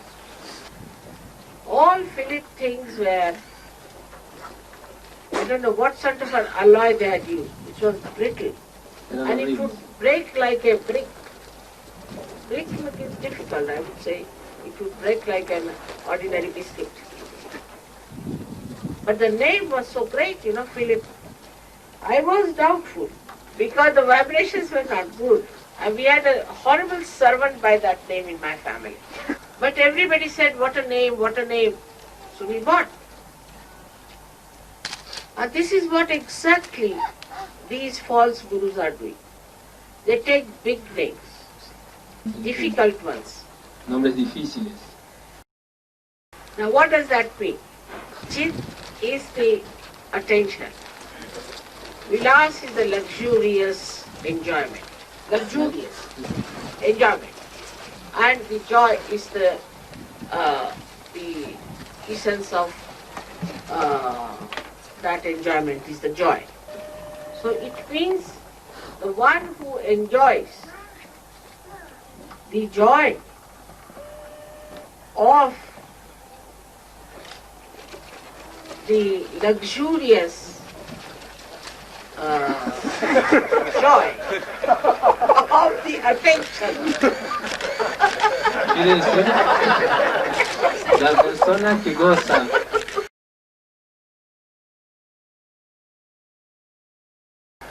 Now for a Western mind, oh God, what a great name. They don't also see the face, which is like a mouse, thin like a beanstalk and stinking like a pig. To them he is the Guru. And the another name I heard was Guru Mai, the mother who is the Guru. Now this woman, if you see her, she looks like any street woman of India, who has cut her hair like a Western woman with very small hair, Once Indian Sahajogi told me that in America everything is upside down. If you want to make out a woman from a man, it's very easy. The one who has a long hair and a plait sometimes is a man. And the one who has the crew cut is the woman. So this Guru Mai is without any hair, without any beard, or mustaches. And she uses all slangs and funny abuses of American language. But people are very impressed by her. That is what it is. They have picked on this point, that brand it, like Siddha Yoga, big name. So, if you see the faces of the Siddhas, they look like dead people. So, this kind of branding has really deceived the seekers in the West. Have deceived. And this deception has gone too far, because it has also economic value. Like in Boston, they asked me, how many Rolls Royces you have? Now, you have to face these people who have all upside down ideas about the Guru and about divinity. In the modern life, everything is man-made. In the same way, in spiritual life, they are all self-made. And they talk like this, where I have another life, that I'm going to the most expensive Guru these days. And there's a Guru shopping going on. So, the whole thing is to be seen properly, witnessed, as Sahajogis. So one has to say that reality is not economic activity. Economic activity is a human endeavor. Say for example, there's a stone here and it has no economic value. But if some human being takes it to the city and puts a brand on it, then it has an economic value. So the truth cannot be sold, and you cannot pay for truth. This point has to be nailed down. into the minds of the seekers is to be brought round to their heads that you cannot purchase your guru and you cannot pay for your self-realization. It's not that low and also not man-made, not through man's effort, but is spontaneous and living process of God's love. I think some of you should write articles of this line without mentioning Sahaja Yoga if you want. Sahaja Yoga is the other way round. For example, I have my own name which I carry. And the first name Sri Mataji is given to me by people in India. The second thing about Sahaja Yoga is that it has to work out. It is the becoming. Here the Guru does not run after the disciples. Because somebody is rich or somebody is very powerful, there is no special attention to such a person. On the contrary, if you do not have that state and you cannot reach a particular state of understanding of Sahaja Yoga, you are asked to quit. Some people complain to me, Mother, see, why am I thrown out of Sahaja Yoga? After all, I have done so much for Sahaja Yoga, I have done so much for the work of Sahaja Yoga. Now this instrument is doing some work. Este instrumento, por ejemplo, ahora está funcionando, está haciendo un trabajo. Because if I don't speak through it, it is useless. But supposing it starts thinking that I am doing the work, then you throw it out of circle. It will go out of order. So the proper understanding of Sahaja Yoga is that we are instruments of the divine.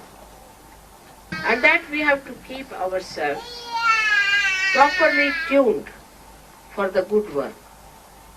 We should get our machine cleaned out, properly maintained and respected, so that the work of God can flourish through us.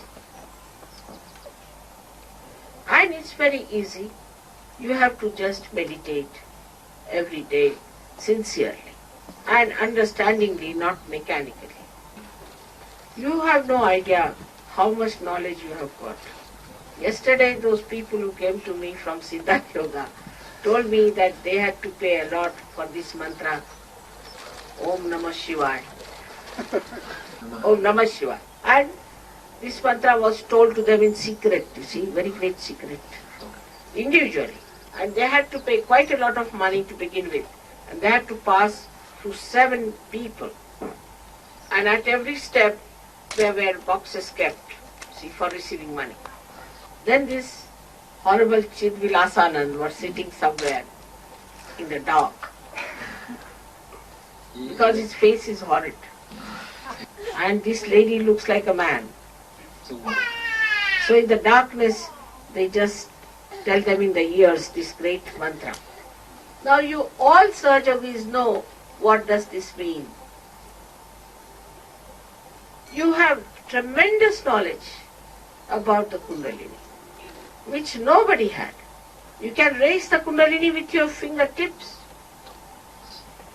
You can give a bandhan to the sun, to the moon, to everyone around. You can stop the time. You can stop the rain. You can start the rain. You control so many things. Only one important thing is to get rid of your backdated ideas and your egos and conditionings through meditation. That's all. There was a fisherman who was an ordinary fisherman. He got his realization. But he was aware of his powers. And he had to go to another island for Sahaja Yoga work. And he went to the shore and he found a big storm ahead. He looked at the storm and said, now, you don't misbehave. I'm going for my mother's work. Now will you behave yourself till I come back? So all the clouds disappeared. Went to that village, did the work of Sahaja Yoga and came back. And when he went home and was sleeping, then it started raining. He's very done. So today I have to tell you that you have to be aware of it. You have to be aware of your powers. You have to be aware of my powers also. They are unlimited. So I can't say you can be aware of all the powers, can know that. It's not easy. But whatever you know about me, you should be aware of it. There are so many ways by which you can know about me. That my photographs appeared in the sky, that you saw all the deities sitting around me in a photograph, that you all had light on your heads, is a certificate that you are realized souls. Despite whatever problems you had on your Kundalini, still you are realized souls. Only thing you have to do is now, is to keep yourself clean. Look at that child going there.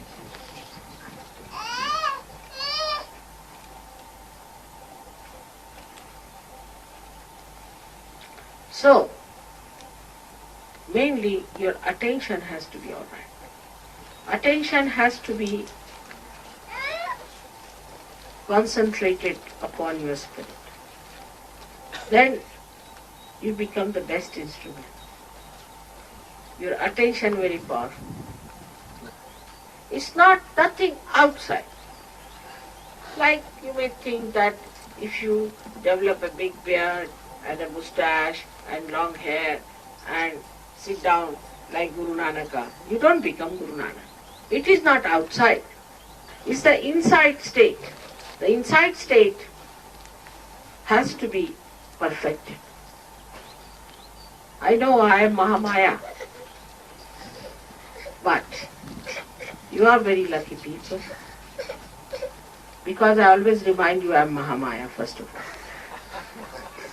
And the another point is that you have somebody with you to tell you and guide you, which none of the saints had, none of the incarnations had, none of the prophets had. So please make full advantage. Have full advantage of being my children and bringing more and more seekers to Sahaja. So today I would like you to have the awareness of your powers. You are sitting on top of a mountain and you are sitting on top of the evolution. In knowledge you are the greatest yogis. In power you are the greatest yogis. You can become the greatest saints in righteousness and in dharma.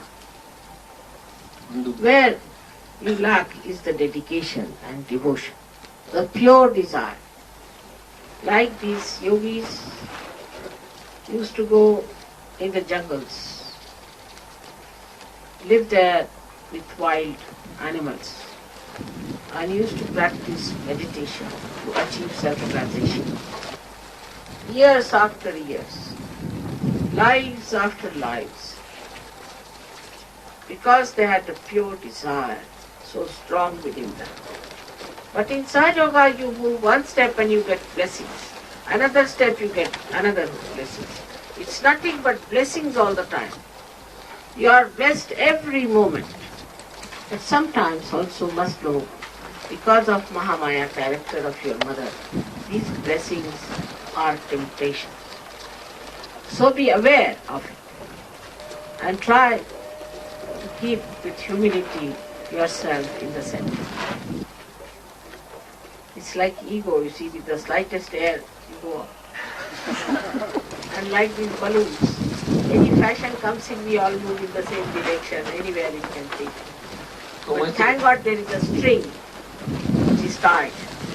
So we have to be solid pillars of Sahaja, creating the roof for all the seekers of the world. for the emancipation of humanity. Of course, pujas, you know that you go deep. You go very deep into pujas. You touch very great depths. But that is my doing. What is your doing is to keep up that depth. Keep up the enjoyment of that doing. May God bless you.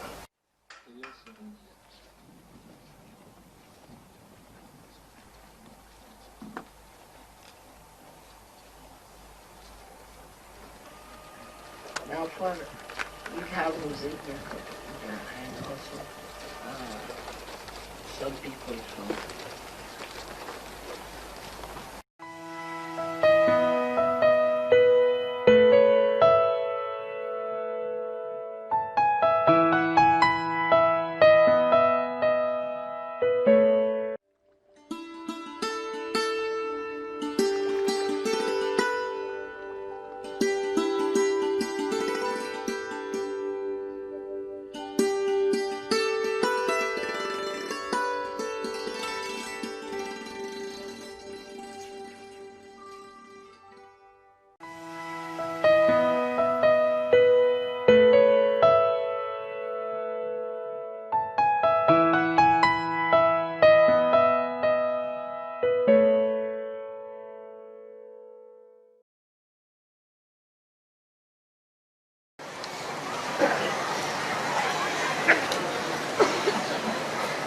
आप लोगों का ये प्यार देख करके मेरा हृदय भर आया।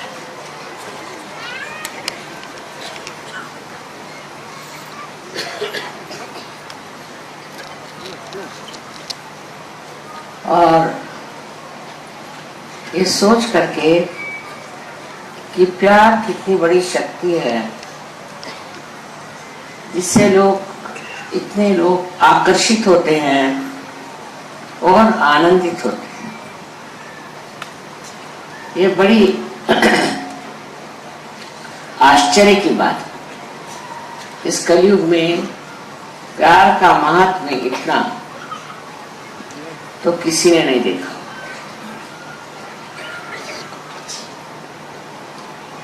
मैं सोचती हूँ कि इसको देख करके आप सभी लोग अपना प्यार बढ़ाना सीखें।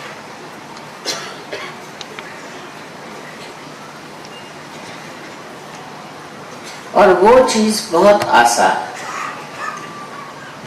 वो इस प्रकार कि आप ध्यान करें सुबह शाम, तो आपके अंदर के जो बुरे विचार हैं, जिससे आप ईर्ष्या करते हैं और क्रोधित होते हैं और छोटी छोटी बात में बुरा मान जाते हैं, ऐसे सारे विचार खत्म हो जाए। और उसके बाद बच क्या जाता है? तो निर्मल प्रेम। इस प्रेम से आप सारे संसार को एक नया जीवन दे सकते हैं।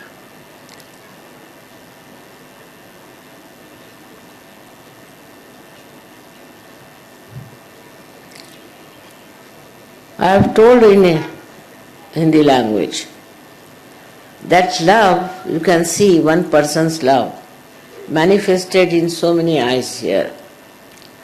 And when I saw the enthusiasm, also my heart got filled with great love, greater love. So one can see how powerful is this love.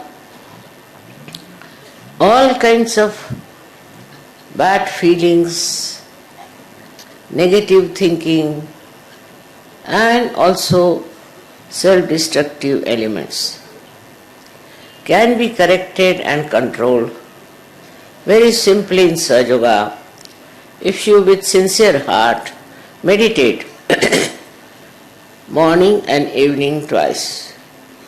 That time you shouldn't see your watches, of course. But enjoy your meditation. That will give you such a strength to love others, to forgive others.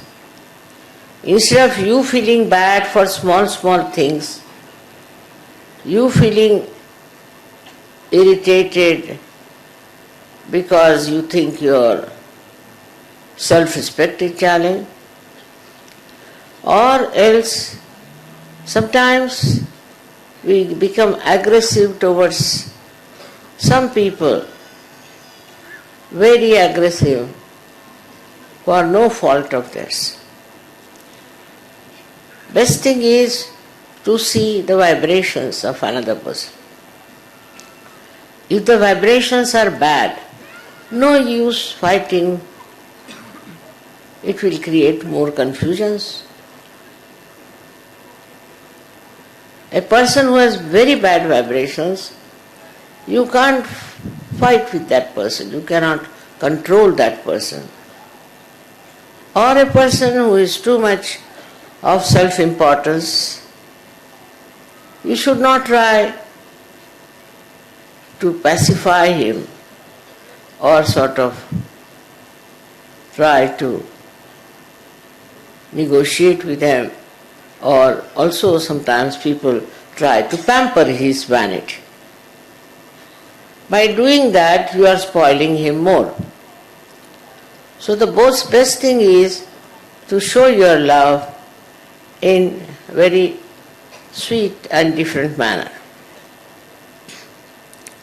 I'll give you an example which I have given many a times, that I went to see this Gagangad Maharaj, who was living on a very high mountain, and there was no way of going by car or anything, and I had to walk.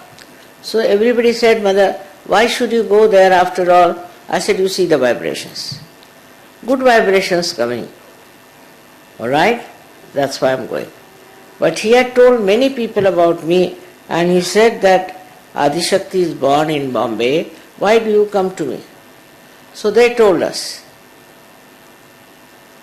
So I said, I must see this man. And that's how I went to his place to meet him. Now, he's supposed to control the rain. He could control the rain. So he was sitting there on a stone, and he was moving his head with great agitation when I reached there. And it was raining so heavily that I went up to his place when I was completely drenched. So I went inside the cave where he used to live, and he came back with great anger towards the rain. So he said, "Mother, why did you not allow me to control the rain?" I said, "I didn't do that." "No, you did, because I can always control the rain, and you are coming all the way with my invitation, and this rain should not have misbehaved." I said, No, he didn't misbehave. So what happened? He was quite in a temper, I said, "You settle down. I'll tell you what has happened. See, you have bought a sari for me, and you are a sannyasi, and I won't take a sari from a sannyasi, so the rain has made it convenient. Now it's all drenched, so I'll have to take your sari."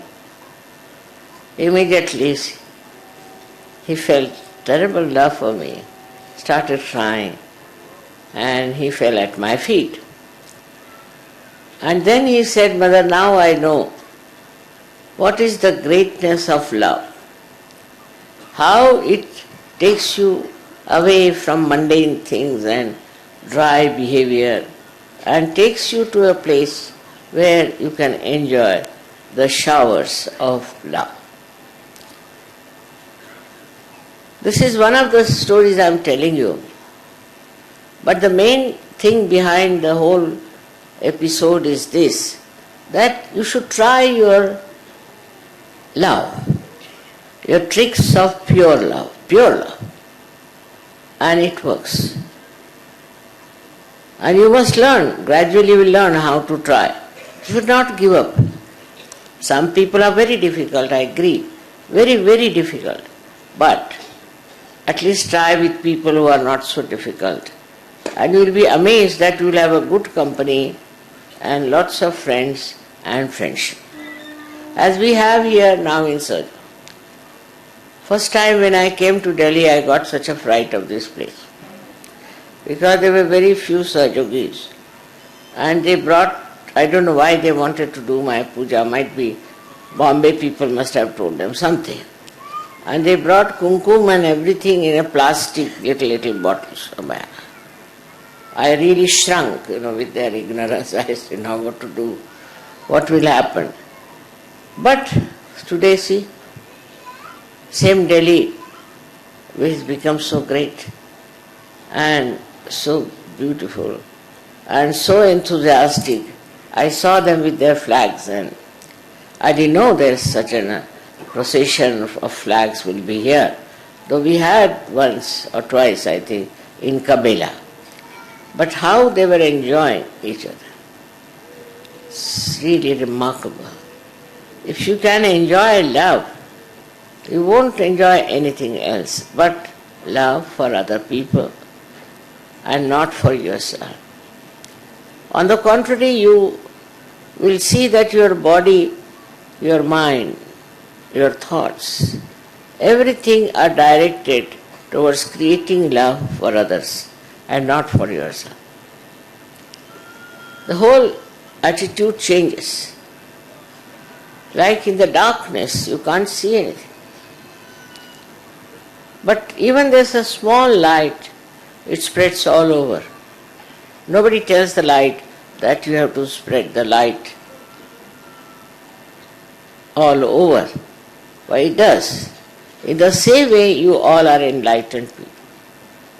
You are all enlightened with love. And the light of this love spreads automatically, spontaneously, sahaj. I was also very much enamored the way our Yuva Shakti was dancing and enjoying. I think it's a very great blessing because these days our young children, our young people are getting astray. They are not so badly off as in other countries, but quite a big trend is going on to spoil them and to make them a very westernized, spoiled personality. But now I saw so many of these dancing together, forgetting their caste, creed, everything, and enjoying each other's company. This is something has to happen in this country and in every country, that we should all feel oneness and enjoy the oneness with each other. If we do not enjoy, we are like a drop outside the ocean, which can be dried any time. But if you are a part and parcel of that ocean, then what happens is that every movement of the ocean you carry with you, and you are part and parcel of that ocean absolutely, because you do not have separate identity. All these things that make a separate identity in our society or in our culture or in our behavior, in personal lives, all should be completely curbed down. And this will settle many problems, from family life to national life to international life. So we should curb down all such feelings of separatedness, that we should have a separate house, separate state, separate nation. Gradually all nations will become one, I am sure of that, because great times are coming and so many people at the helm of affairs will take to Sergio. Once they take to Sergio, then things would be very much different. Today it is not with them. Sahaja Yoga is not with them. They have no knowledge of our great movement of love. So they want to have separate of everything. They don't know. Tomorrow they will be scorched away with the heat around, or maybe with the rain they will be washed away, or maybe that the Mother Earth might absorb them. So we all should be together, whatever may be the differences. In different families we are born, after all cannot be born in one family. But now you belong to Sahaja Yoga family. And this Sahaja Yoga family is one. It doesn't believe in having separate existence or separate speciality. We are all one with each other, and we don't care what sort of differences are outside. I was really very much touched, because now the new year is coming with a new challenge for all of us, which we have to accept, that Kali Yuga is over and we have to establish the Satya Yuga, for which all of you from every country should have thinking how you can do it. In your country, in other countries, what are the problems in another country? Put your attention outside, not inside, this way that you should say that I need this, I need that, I need that. We should know what other people need. What is their need? What the people in our society, in our nation, in our world require. Better write them down. What do they require? It's better. It will work. Might be. It might be corrected. It's very important for Sahaja Yogis to sit down and write down what the world needs and what is to be done. It will be a nice idea for all of you to really aspire for that kind of homogeneous society that we have here today. And will be one day, you will be surprised that we will be the ones who will guide and lead the rest of the people with our love, attention and care. So it's very important time, and at this time we should all think on those lines. So thank you very much. May God bless you.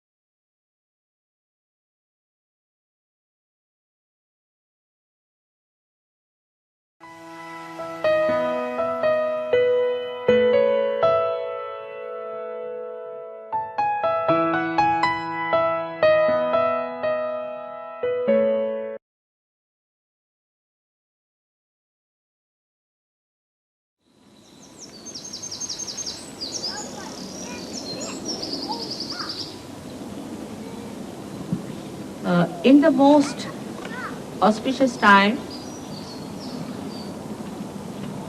that is called as Krita Yuga,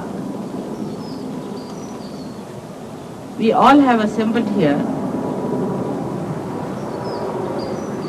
to understand the ways and methods of establishing our principle of a master. Krita Yuga means the time when you have to do something. Krita, when it was done.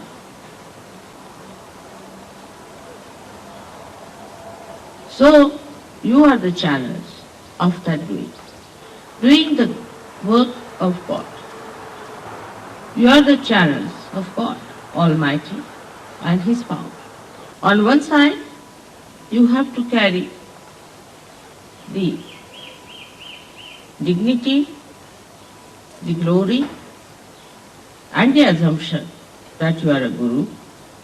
On the other side, you have to be completely surrendered to your God Almighty.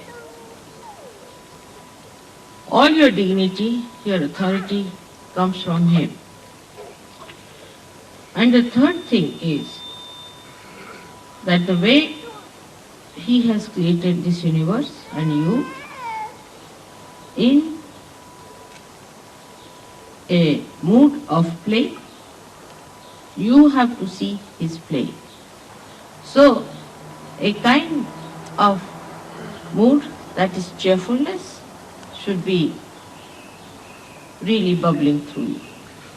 So far, the idea of Guru was that such a person never laughs, never smiles, always in a temper. That was all right for Gurus who did not have to have any contact with the public but hang themselves with a string somewhere in the Himalayas. But here we are facing the entire universe, which has to receive the bubbling streams of your love. But that does not mean that you have to be frivolous, because you cannot be. The divine play is not frivolous. It is joyful, and the joy does not have that duality. So, to get to the establishment of your Guru principle, first we should know how it is destroyed. As it is, anything that is not looked after or maintained gets destroyed. If you do not pay attention, say, to these beautiful plants here, they will be destroyed. Even matter which is not attended to gets destroyed. So first of all, we have to know that we must be attentive and alert, that if we do not maintain ourselves, we will be destroyed. Because maintenance is not for maintenance sake. It is for stopping the destruction of your Guru principle. When we are negligent or lazy about it, we are responsible for destroying our Guru principle. So the attention that we have is to be given to the maintenance of this Guru principle. The Gurus have the capacity to maintain themselves and maintain others. In the beginning, when the Gurus tried to establish this maintenance principle, they put very, very strong rules and regulations. If you read Bible in the Levi chapter, you will find all the chariots that are described, which they are following now in Riyadh or in the Arabic countries. To maintain that principle within yourself, it's written in such strong languages like such a person who does not do this should be killed to death. If such a person does anything wrong of this kind, should be killed by stoning. That was at the very beginning. So the people now at that stage of evolution required that kind of a fear.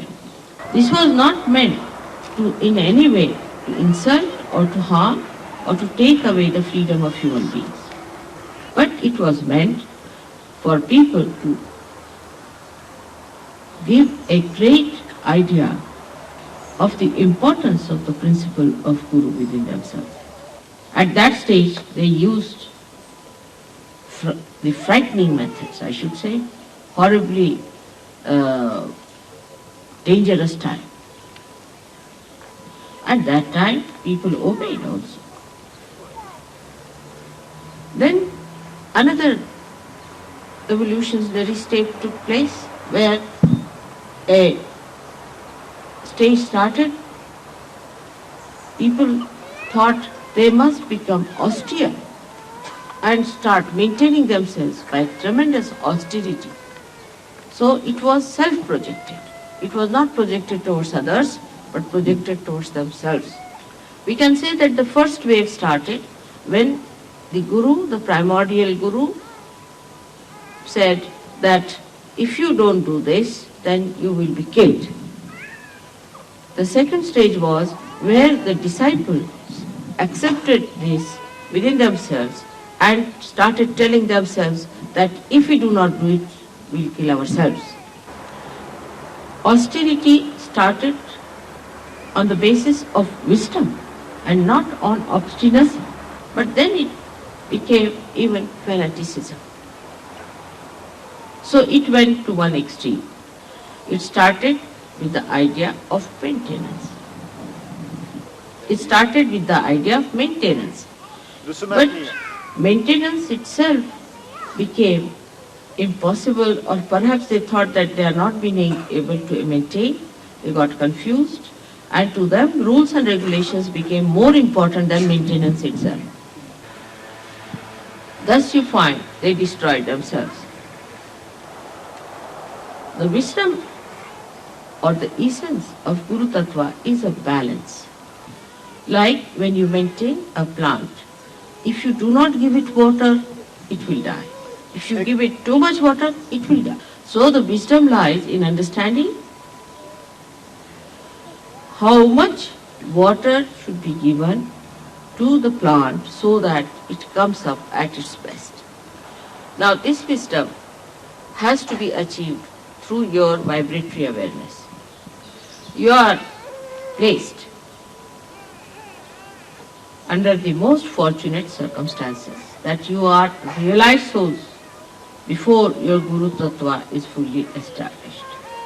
You have all the powers that any Guru can aspire without having the establishment of Guru Tattva. Especially you are under the complete blanket of the clouds of your mother's love. But in no way mother's love is going to allow you to destroy your Guru principle. As I told you that Guru principle is a very sensitive thing and is destroyed if you yourself do not try to maintain it. First of all, the destruction starts from the very source of our being. I mean to say that our being is created by 5 elements. And the 5 elements have a capacity all the time to get destroyed. Any one of these elements, if they are not looked after, they get destroyed. That is the built-in capacity of the elements or of the matter, as you can say. So to maintain them is important. Some people have an idea that once you become a guru, you did not maintain everything, it is maintained by itself. It is not. I agree that the spirit definitely enhances the beauty and the health of these elements. But at the human level, there is always a greater force that is trying to destroy it. So till we have completely become the spirit, there is always a chance of this destruction working it out.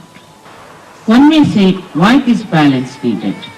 And this is an important question which we should be able to answer all the people who ask us. Without the balance, you cannot ascend. If you cannot ascend, what's the use of our becoming human beings? For example, everything is God, but nobody is aware. At the human level, you become aware. Means everything exists. Everything is there, but it is not aware. Say there is a stone, that is also God, but it is not yet aware. Like say, this area is completely dark and we are blind. There is nothing to be seen, to be felt or experienced when you are in that condition. Actually, one thinks that darkness is the truth, that ignorance is the truth. But when the sun comes up and the light comes in and your eyes open, you start seeing everything. You start becoming aware. So at human level, you are aware at the highest point. Now this awareness has to become the awareness of the spirit. That has happened to you. You have felt the spirit. But the balance is not there as yet. Your mother has pulled you out and made you that, but still there is imbalance inside. If you go slightly to the left, you can be destroyed. You go to the right, you will be destroyed. So you have to try both the things, as I have told you the methods, which I'll explain. First of all, you have to be austere with yourself. Just separate yourself from yourself. Separate yourself as a spirit and look at your ego and superego. Now you start watching the ego and superego. Do not maintain it. They are the destroying forces. Now when you see the play as a witness of these destroying forces, you will know how to also maintain yourself better. To separate yourself is easier when you take to austerity. The worst thing that elements have done to you is that you have formed habits. All kinds of hangs-up. Some people are fond of bathing, some people are fond of not bathing. Some people are fond of getting early in the morning, 4 o'clock, and singing songs and waking up everyone, and some are good at sleeping till 10 o'clock. Some like very light colored dresses, some like very loud colored dresses. If you are English, then you want to have English style everything. Horrible insipid food. If you are French, you want to have wine little bit. If you are Italian, you want to have carbohydrates too much. If you are Spanish, you want to have too much fats. If you are Indians, you want to have too much of spices.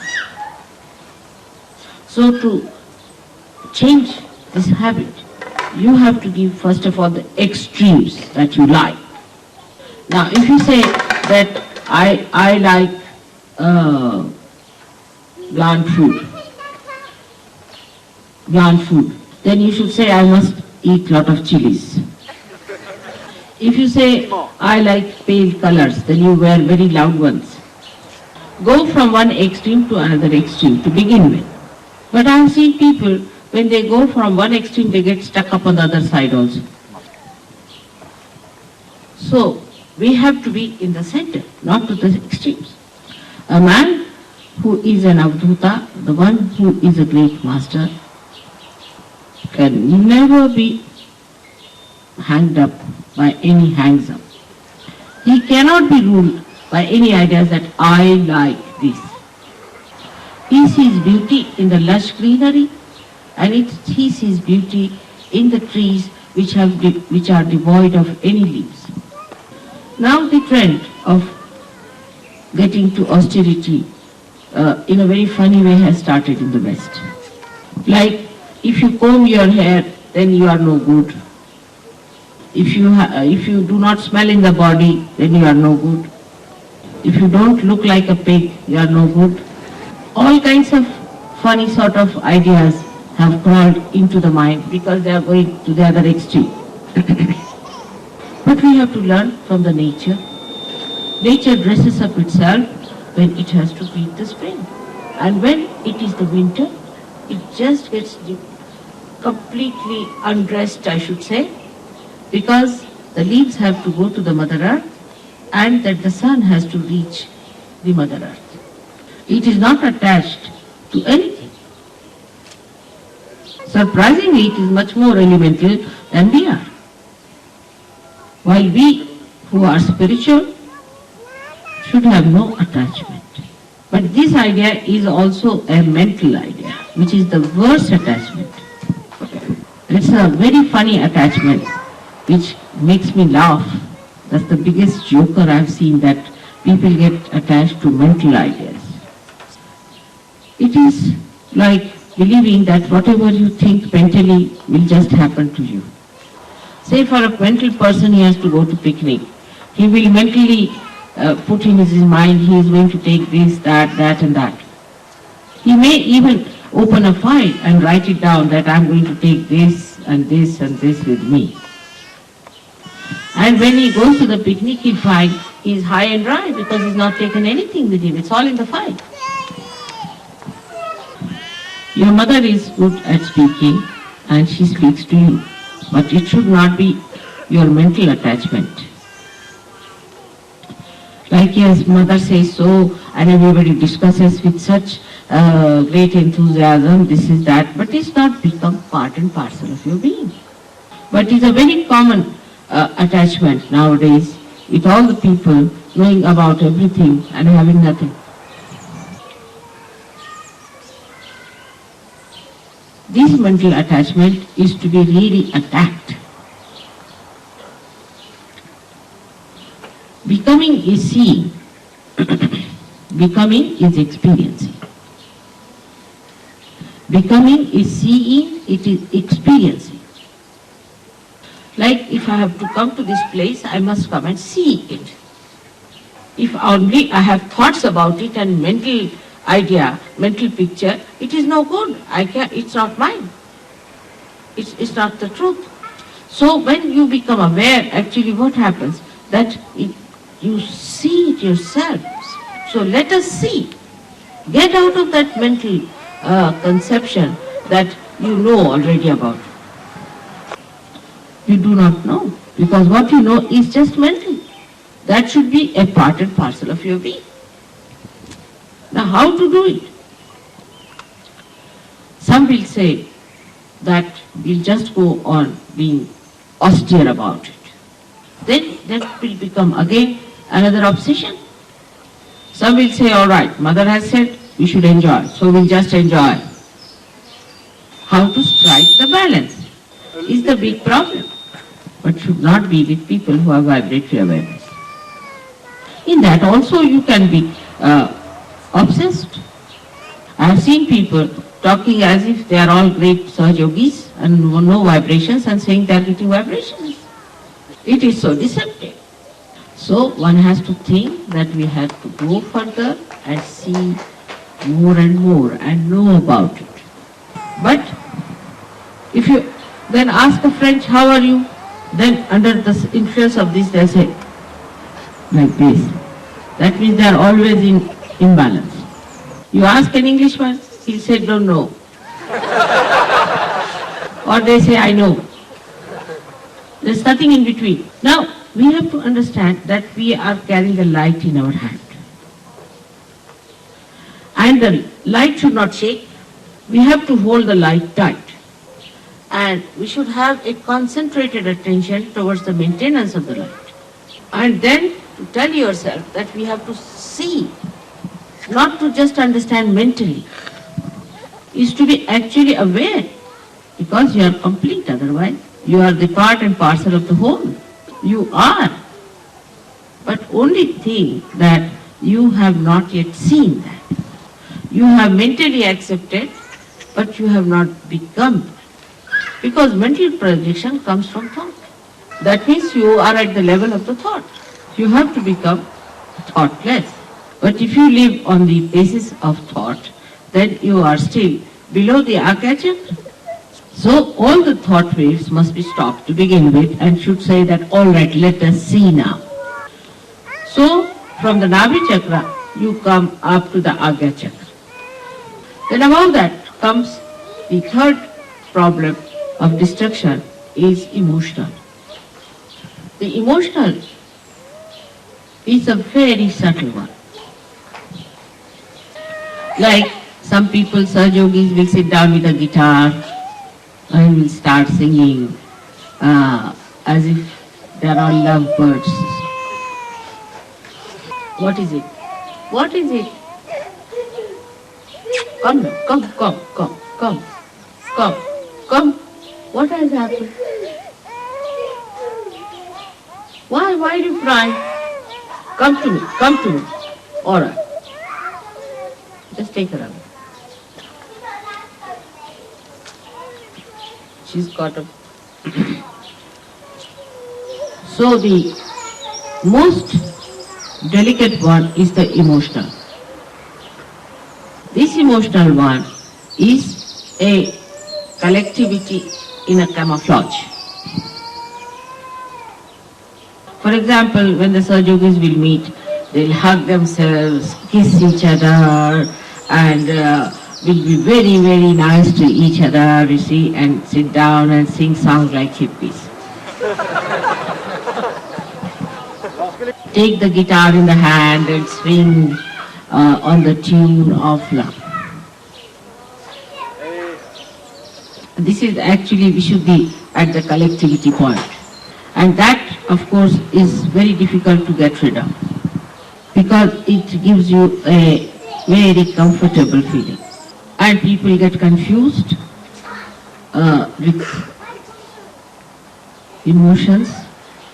They think it is joy. Joy only can be achieved through complete detachment. The detachment which is egoless and super-egoless. But now, the problem that human beings start facing is the assumption that they are gurus. They start speaking about Sahaja, talking about Sahaja, and they start thinking that they have become already Sri Krishna. They have even a greater ego than the person who is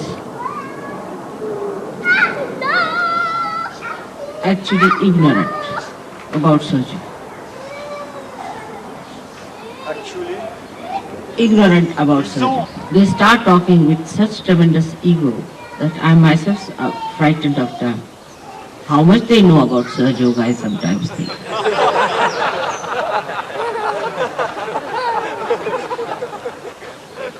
And they start asserting it so much that it's frightening. All this can be also said that they feel that protocol is not all right and there should be proper protocol, so we are looking after the protocol, we are the guards of the protocol, or all these things there. Now, those who are on the emotional side see the ego of others, while those who are on the ego side see the emotions of others. So, one criticizes another. But they don't see themselves that they are falling a trap into one of the extremes. So, unless and until you are detached, you cannot see it. I will not say I committed a mistake, but it happened to be a mistake. For the first 3 years of Sahaja Yoga, I never talked of a booth. I thought I'll be able to manage without that. But a lady came in Sahaja Yoga who was possessed and who tried all kinds of tantric tricks, so I had to tell her. Now every Sahaja Yogi is a bundle of booths. You ask any Sahaja Yogi, why did you do it? Must be a booth. If you say that, how is it that you have done such a thing, then they will say that I do not know, it's the booth who has done.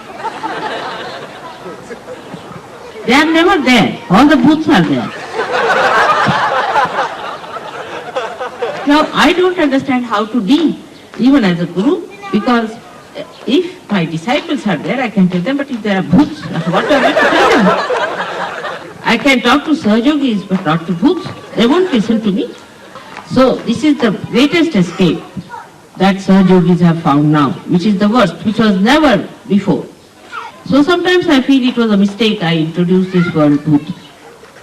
They excuse themselves by just saying, Mother, it is some negativity. Unless until there is something in you that contains the negativity, how can there be negativity? If you are detached, if like stone, then you cannot contain this negative water in itself, in it. You don't become more negativity, you become more a guru. Now, when I say that you should not be negative, supposing under such circumstances you should not be a bhoot, you should be yourself, then they start feeling guilty. So all kinds of anti-guru tricks are working out.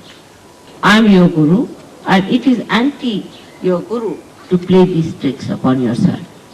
Now you will play these tricks with me. What's the use? You have to gain something, and you are playing trick against yourself if you are playing them against me. You have to be more aware. You are not to be destroyed. Apart from that, you have to save others. How will you do it? In case if you do not accept that it is your privilege, that it is your fortune, that you have been chosen to be the medium of God's work. Sometimes I feel all the bhoots have come to me for realization and I am not going to become a bhoot myself.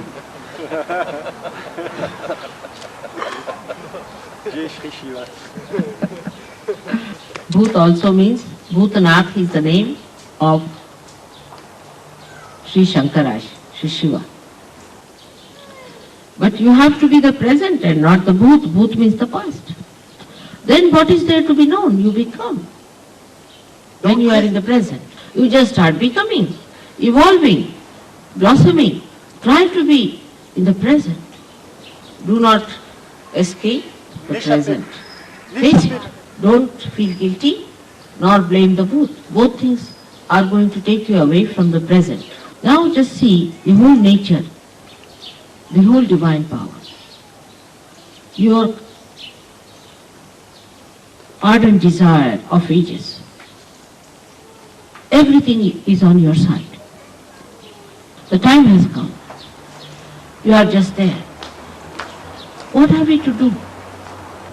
Just stand in the center, at the axis. Try to keep yourself at the axis. And then you just see the periphery moving, you don't mind. When you see yourself misbehaving in any way, punish yourself. It is better that you punish than the divine punishes you, because that's a severe punishment. But do not feel guilty, because you have not done anything wrong. It's the bhoot which has done.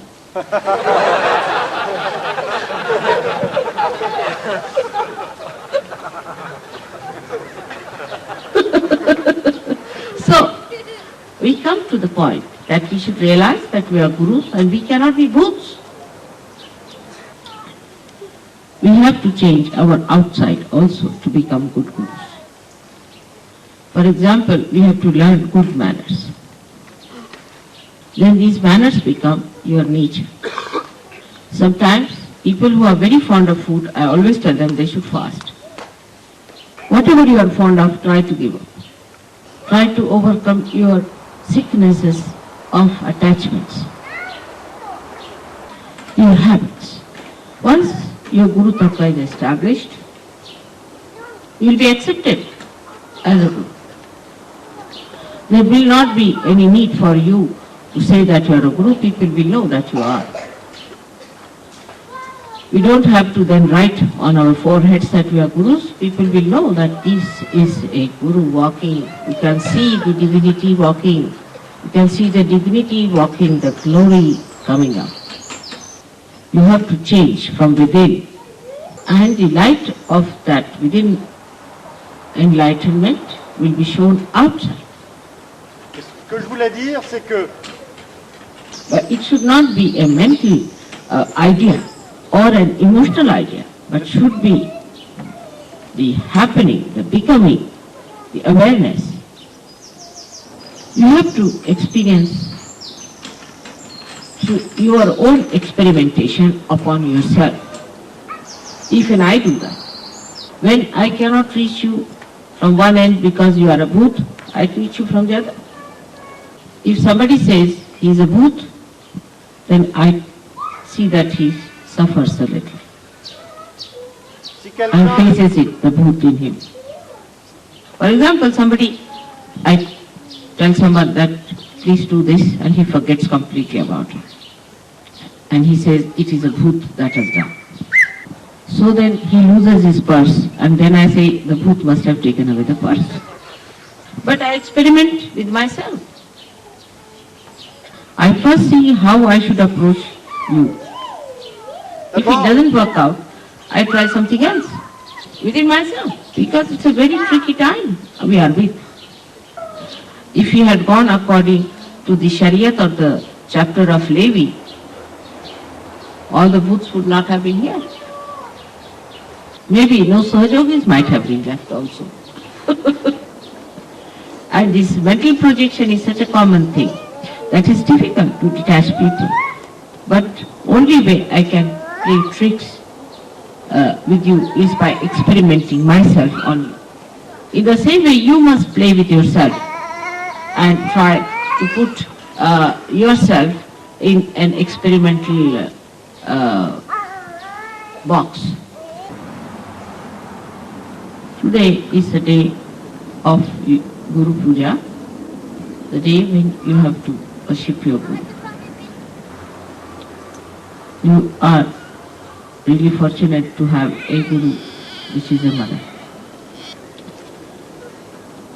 And my mother and Guru is this Mother Earth, which teaches me how to deal with human beings. And she's the one who also, in every stage of difficulties, helps me to correct my own methods of Nirmala Vidya. She has been such a kind mother and a kind Guru to me. And she is such a soothing personality. All this green, though is given to her by sun, as they say, is just to soothe us all. She wears the green upon herself, and the green is the Guru principle. She is the detached personality. She is the magnetism. She attracts. When people are walking on her, she is looking after them. She creates out of her Swayambhus, the self, what should we say to Swayambhu? Self-manifested. Yes, self-manifested stones. Her attraction and concern is so great that without her we would be hanging in the air. And she keeps me to the brass tacks, as they say, to the reality. If I wanted, I could be just the spirit and not bother about anybody else. The way she bears our sins, the way she always looks after us and nourishes us despite our so many defects, in the same way a Guru should do. She is extremely forgiving, but she explodes as an earthquake, and sometimes hot calcium and hot potassium can come out of her. She produces sulfur for you, for your cure. If England soil becomes vibrated, then this soil can be used for medicine. In India, people use clay for medicine, for every kind of treatment. The understanding about Guru Tattva one can have from the Mother Earth. So let us touch the Mother Earth and bow to her.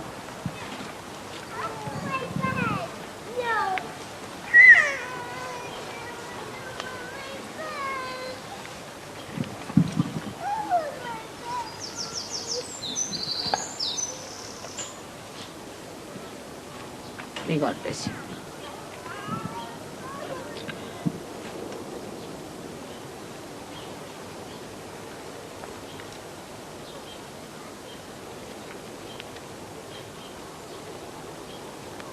She's sucking.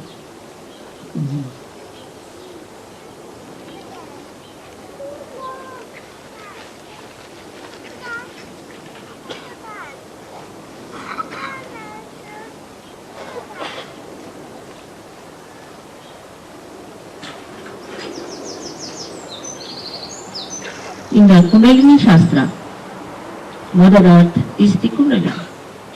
Mooladhara is the Mother Earth. So, for us, Kundalini is the most important thing. We don't have to worry about what they have talked about in the Levi, that you must not steal, you must not tell lies. What we have to worry, that keep your Kundalini up.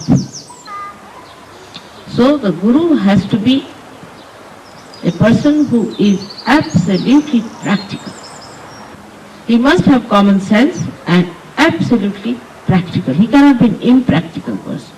A person who is impractical is not a Guru. But practical in the common way is understood as a man who is cunning, who knows how to deviate from right path and all that. That's the most unpractical thing to do.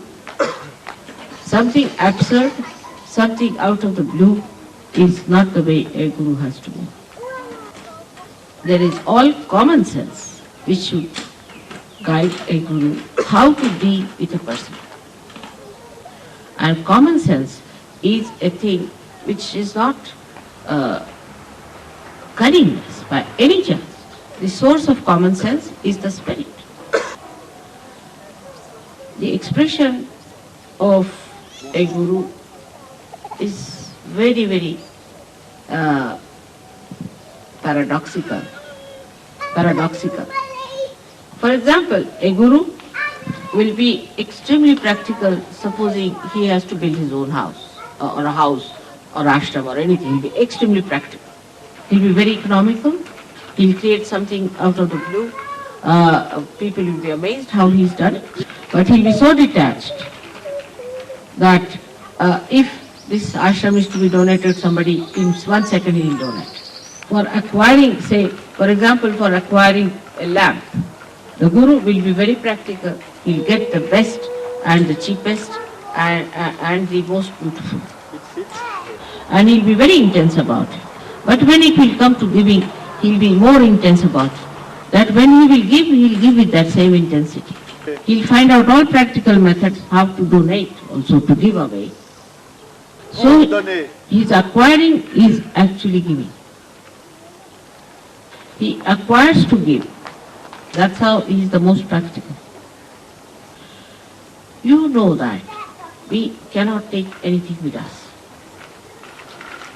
Only the Guru can take with himself.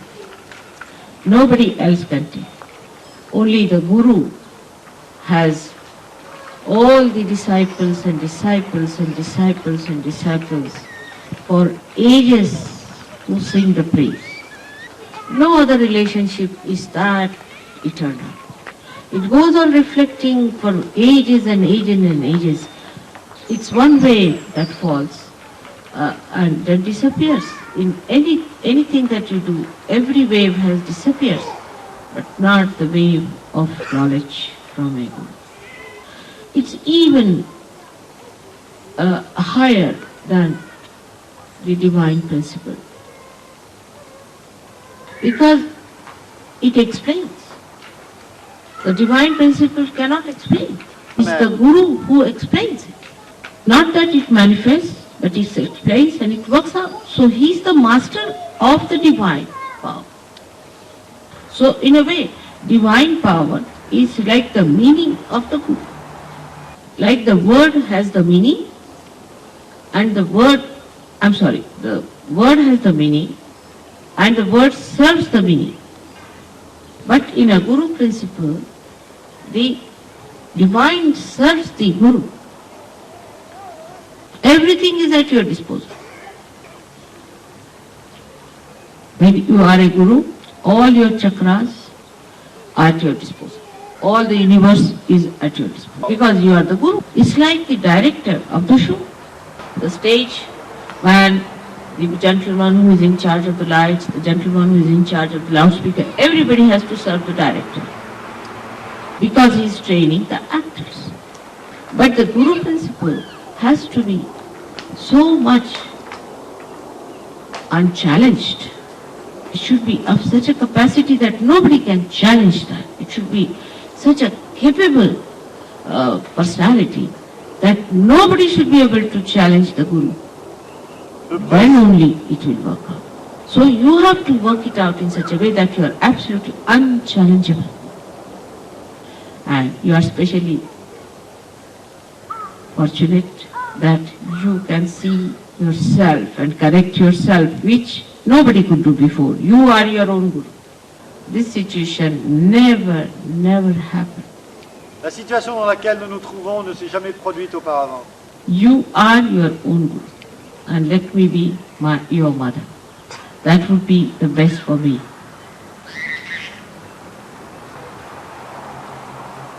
So today is the day when one has to determine how far you are a Guru. First point, you have to take a pledge that you will establish your Guru principle. Second point. Thirdly, you have to pledge that you will establish Guru principles in others. Fourthly, you have to know that there is a little snack that your Guru is a mother. She is too kind to be a Guru, too mild to be a Guru, and extremely tolerant. So it is better that you take up the strictness towards yourself and look after yourself. May God bless you.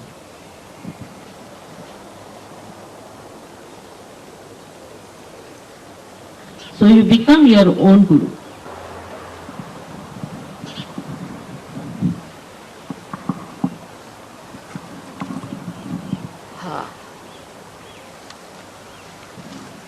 On every Guru Day, I have a problem. And one of the problems is, you may translate regards still a little more if you don't mind.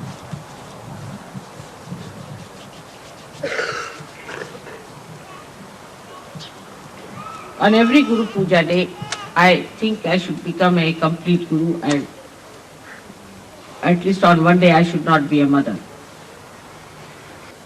But every time I try these tricks, it works against me.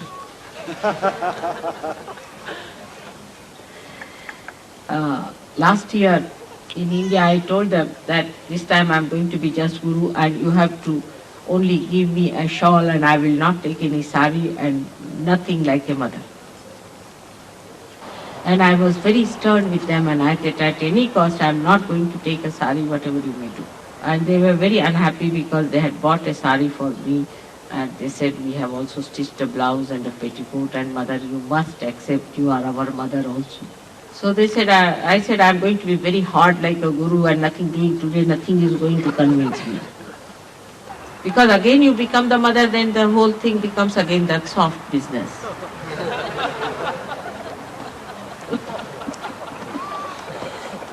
Parce que, mother, I can't translate that. You better tell them. So I went to open the, you see, tap. Because in India we don't believe in wash basins, you see, to wash my hands. And Indian taps as they are, you see, it gave in and I've got completely drenched. And I came out and I said, please give me the sari to wear.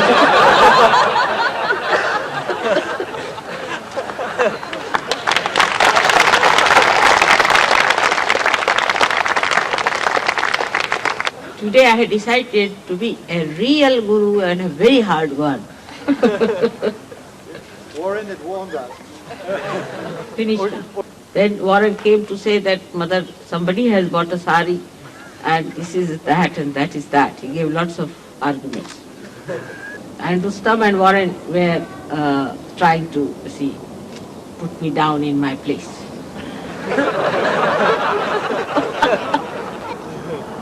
But then they used the greatest argument to outwit me. First they said the sari is beautiful, this, that, I was all right there. But then they said the vibrations are too good. Even before opening the sari, the vibrations were there. So So all my efforts fizzled out. This is the play of the sweetness of divine. What is called as Madhurya. Madhurya. Madhurya means the sweetness. The sweetness. And this is the one. That's such a hide and seek of joy in life. And that is what I have accepted. So first we'll have the mother's puja.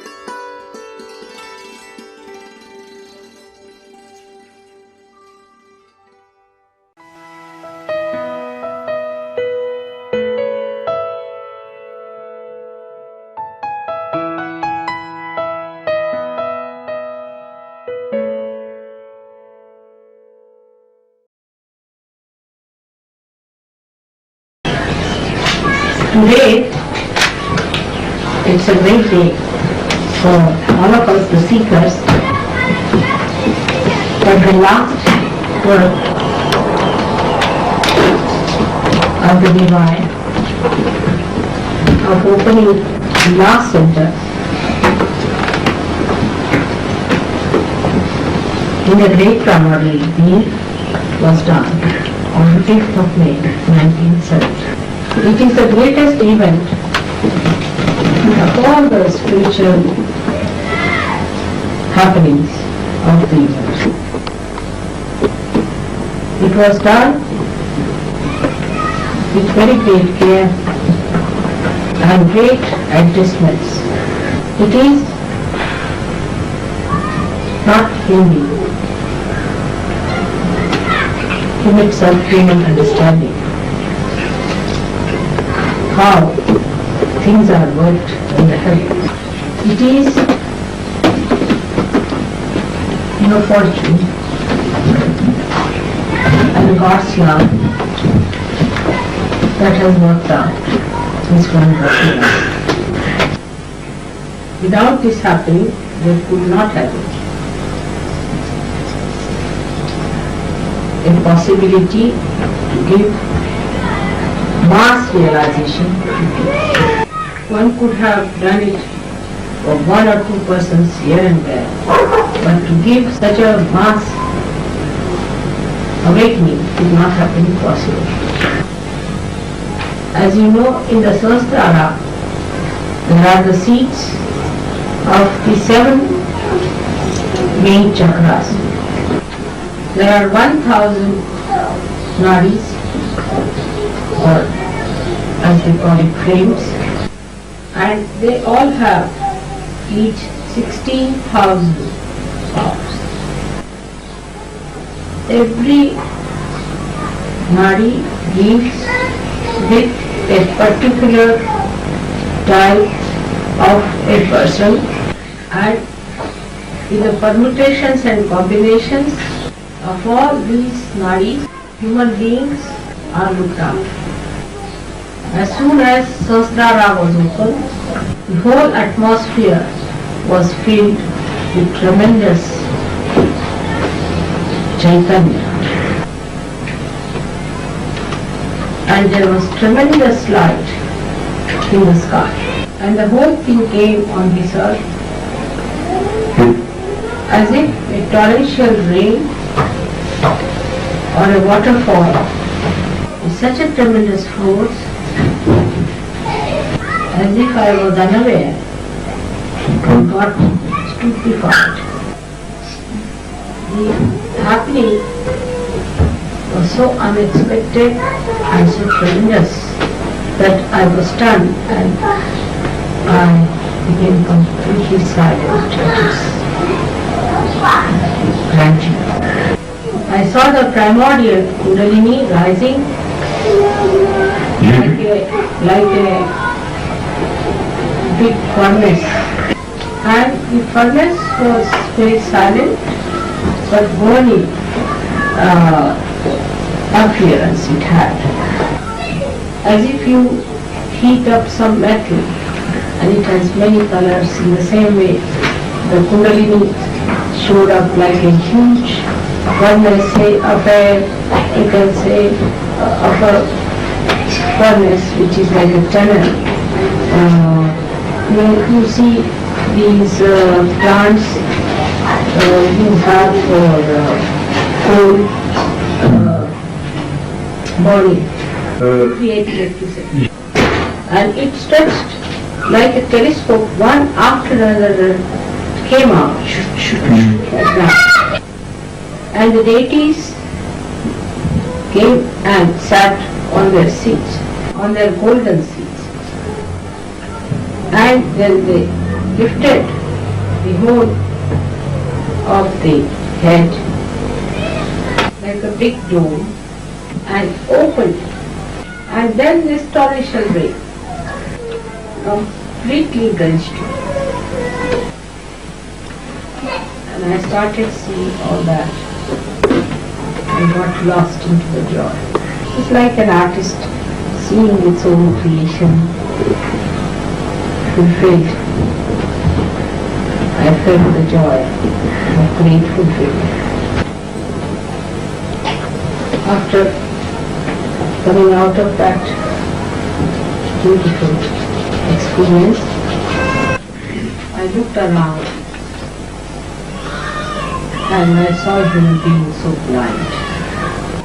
And I became absolutely silent.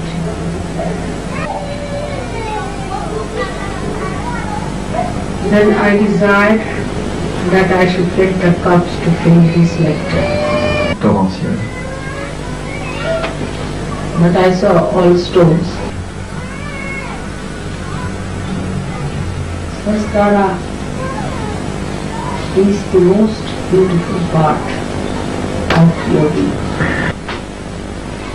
It is a big lotus with 1,000 petals of different colors, appearing like inflated frames. It is a thing which is seen by many people, but to see it over that torrential rain was like these flames becoming a fountain of colors and of fragrance. When you think of a flower pouring its color and its fragrance around, people have written very little about Sahasrara, because whatever they have seen is from outside, and it's not possible for them to go from inside. Even if you reach from inside, if the whole Sahasrara is not opened out, you cannot see its beauty, because when it is closed, the whole of it, the total, then you just pass through a little aperture and get out. Just imagine a huge big petal, 1,000 petal lotus, and you are sitting inside or in the corona and looking at all these petals, all very beautifully colored and fragrant and pulsating with the bliss and the joy.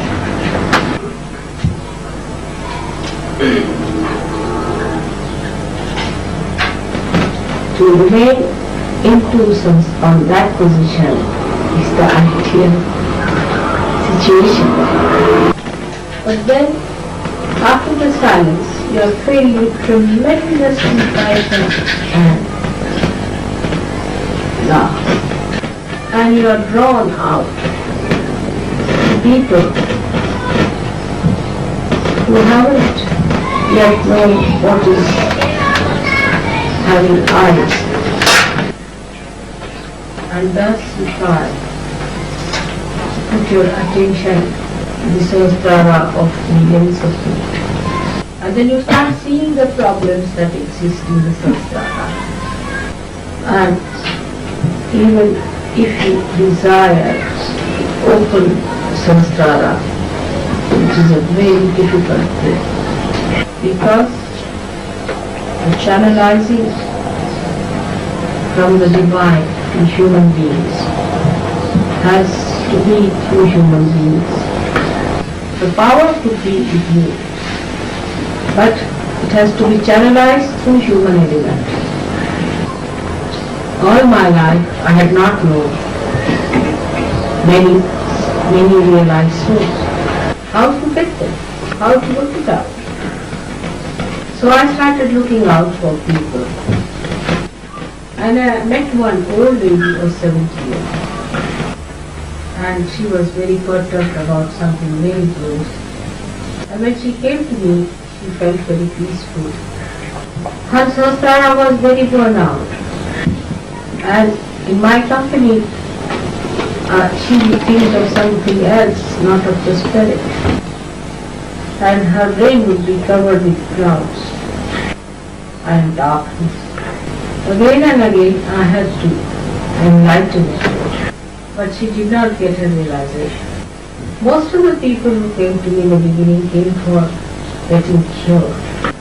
This capacity I had from childhood.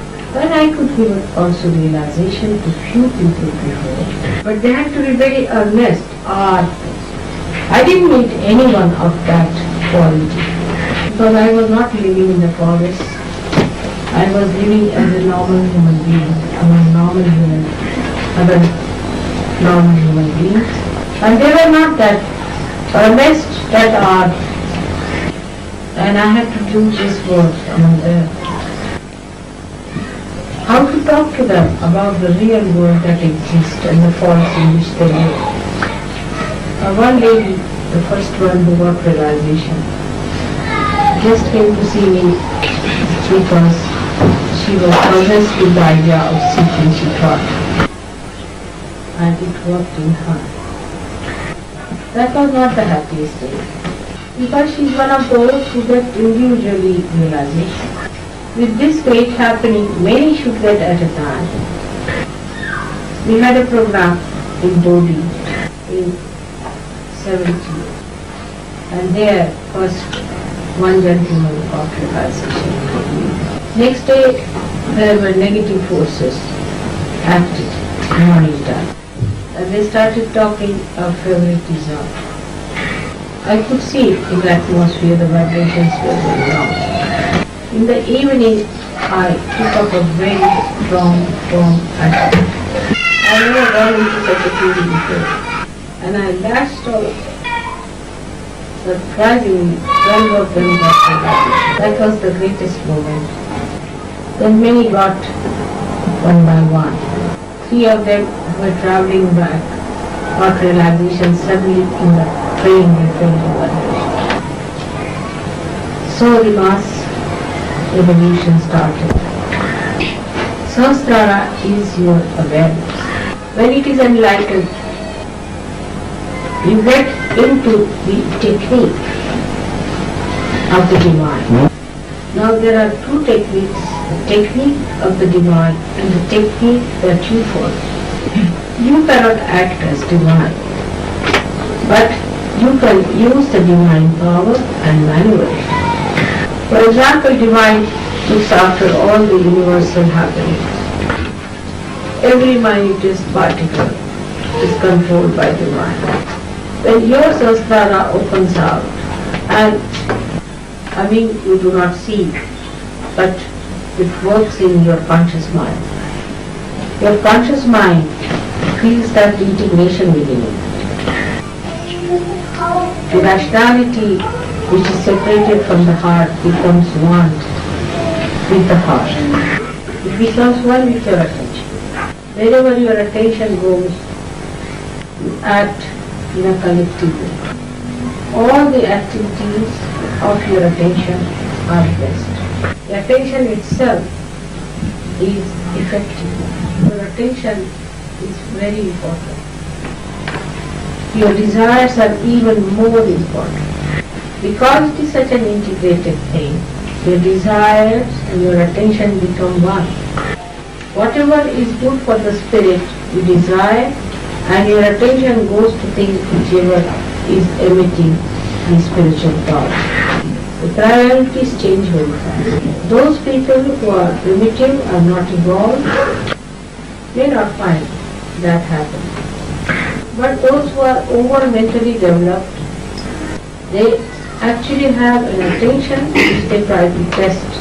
They first want to see how to raise the Kundalini. They want to see that it is logical. For a balanced person, there is no question. We have some people like that. They just became and they never questioned. They just settled down. They are innocent. They are intelligent about all. They are spiritual. But whatever may be the defect and the quality can be corrected through your sanskara. First of all, you have to put down your ego, because if ego is there, it presses the sanskara. Also the superego must be reduced, because it also presses the sanskara and gives pain. So to keep the sanskara in its healthy state, one has to understand that the priorities are to be changed. Some people take time, so they have to put some deliberate effort. There are many books, if you read them, they suggest anti-God activities. An enlightened sanskara is enlightened. It closes back. That's like a poison. It doesn't like any poisonous thought to come in. If you go about with the poison, then it again closes. In the same way, the people who are hot-tempered, very much hot-tempered, and all other problems of ego, if they try to suppress the samskara, also the samskara starts closing. Those people who have had conditioning from wrong gurus and wrong books, from wrong parents maybe, from a wrong country, from a wrong livelihood, also do not allow the sanskara to grow in its healthy way. It is only the sanskara has to grow, not the spirit. The more sensitive the sanskara is, the more it receives the spiritual qualities of the spirit. Actually, the peace is felt in the sanskara. The bliss is also felt in the sanskara, because that is the brain, and the brain is the epitome of our nervous system, central nervous system, or consciousness itself. So only merely by opening sanskara, the work is not done. We have to have more and more channels. We will act on as the nadis with their different powers. And we can work it out in a proper systematic manner. But those people who indulge into wasteful habits after realization obstruct the flow of the nadis and really are very harmful for the mirage. Such people should really leave Sahaja Yoga and spirit, or such people should be asked to leave, and one should sever relations with such people who is standing against such a great work of the divine. The one who wants to develop sanskara should know that he should not have bad company, but always have the company of the other servants. He should not have his own holidays and own time, but most of the time he should spend in the company of other servants.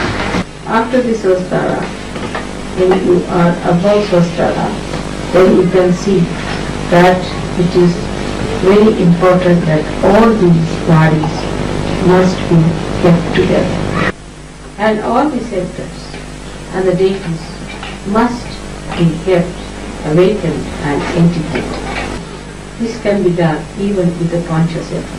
By watching yourself, your thoughts, you will start seeing your ego and your superego. You will be able to see how you cheat yourself and you are dishonest to yourself, how you are convincing yourself that you are very good, how you are enjoying ego trip. Sahaja Yoga is for people who are spirits. So all other things must drop off. All misidentifications must be dropped off. You can do the conscious mind, as I said, that you can really correct yourself. Because after realization, whatever you desire becomes a part of the divine desire. And whatever you do, it comes a part of the divine action. So one has to remember that with conscious effort, we can find out ourselves and see if we are really honest about it. If one is honest, one can see that connectivity is the only way to expand your personal. For that, tolerance is needed, wisdom is needed, administration is needed of a prophet, which you are, and you should talk like a prophet. Actually, you have to educate yourself. How does a prophet speak? How does a prophet speak? This is not insincere or active, because now you are awakened. When you are not awakened, then whatever you do like this is artificial. Samskara is the controlling, guiding, evolving force. And so to keep it absolutely ready for growth and expansion, one has to watch one's own growth. Never justify your wrongdoings. If you start justifying, you are actually thinking about it. We have no time to think about oneself. We have to think of others, because others are also human. And when you start thinking of others, talking to them about their resurrection, your samskara will definitely increase in its size and in its sensibility. The sensitivity will also come. The depth will also come. It is just like a tree when it grows, its roots spread very strong. So you have to come out of your shells and spread your wings. All small things of mind must be given. You have to live like a very huge, big personality, which has to give support, guidance, and awakening. So how, if this Sanskar Day in France establishes a new dynamism in this country, I'm sure that it will catch up to the thought of the people. It will resound into their brains. Their unconscious will transmit it into their brains. And they will start thinking afresh. Now, new breakthroughs will take, and people will start going towards logical. They'll come to right conclusion. They'll drop out all that is useless and wasteful.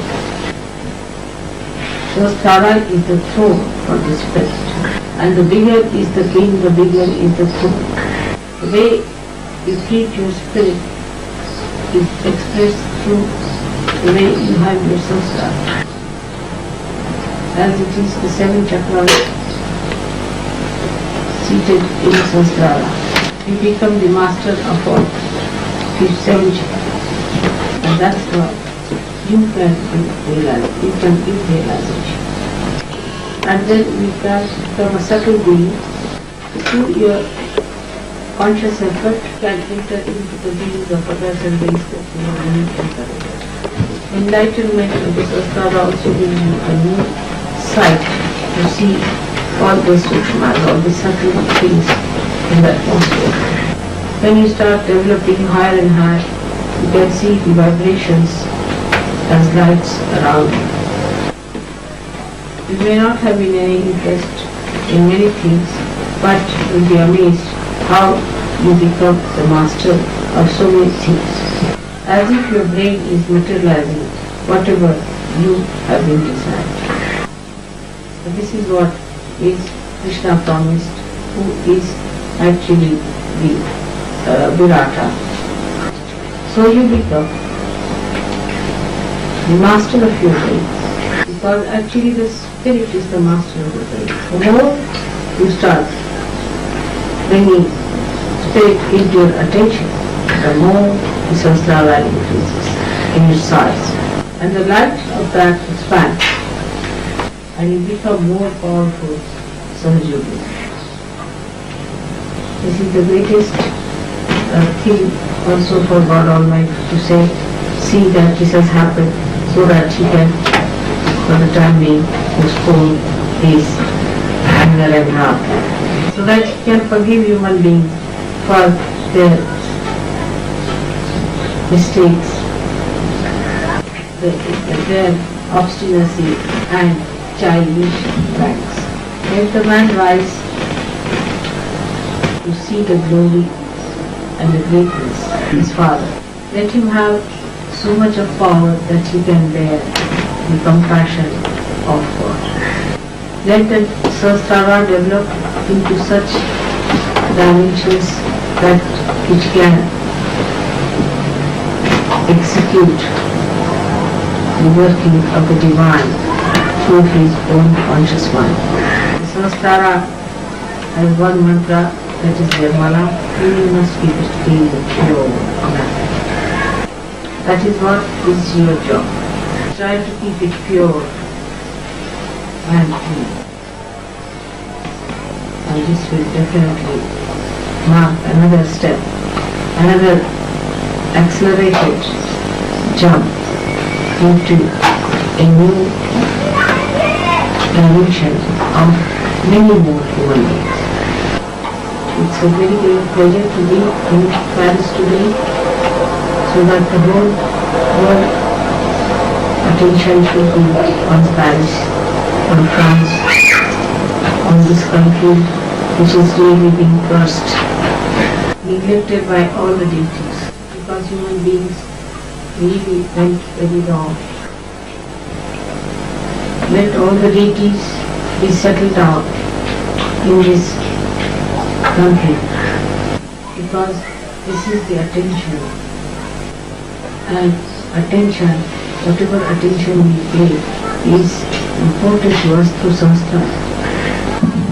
So the Sahasrara of France will be opened out, so the attention of France should be directed to spirit and towards the eternal life. It's very important country. That's why I decided to have a day celebration.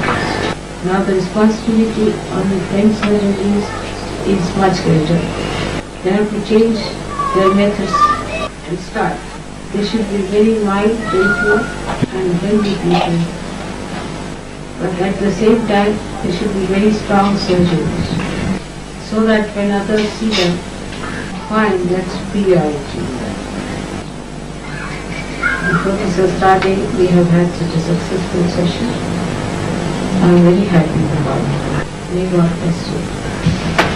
Now I bless all the other centers who are praying, give them a very developed Sahasrara, enlightened one that will separate them from their small shells.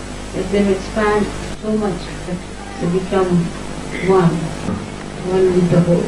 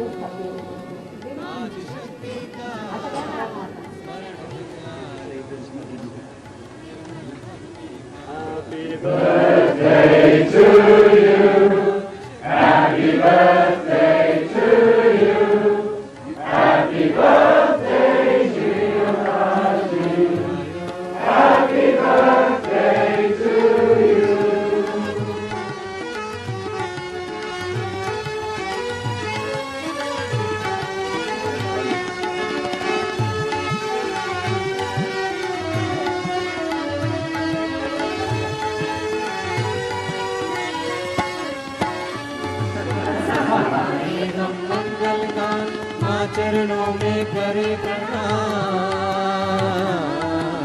सब गाए हम मंगल गान, माँ चरणों में करे प्रणाम। आशीष मांगे भक्ति का, आशीष मांगे भक्ति का, आशीष मांगे मुक्ति का। जन्मदिन आयो आदिशक्ति का, स्मरण दिन आयो निर्मल भक्ति का। जन्मदिन आयो भगवती माता जी ने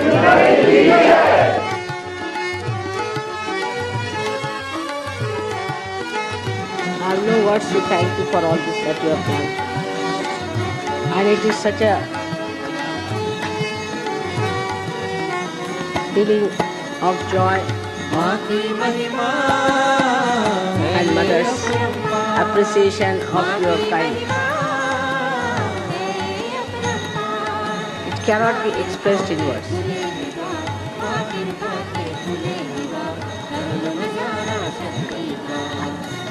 So, only thing I can say that every year is getting more important. And your love is so great that I myself feel as if it's my first birthday the way it is being celebrated. Thank you very much. I have no words to really say something. Thank you.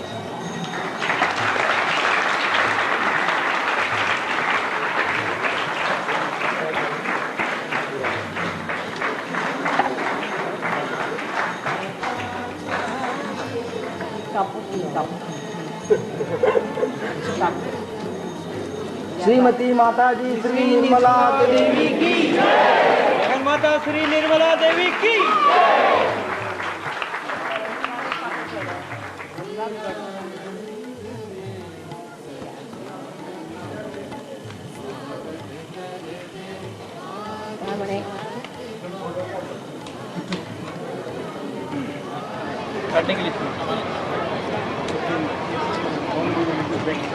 Happy birthday to you. Happy birthday to Mataji. Happy birthday to you. Happy birthday to you. Happy birthday to you. Happy birthday.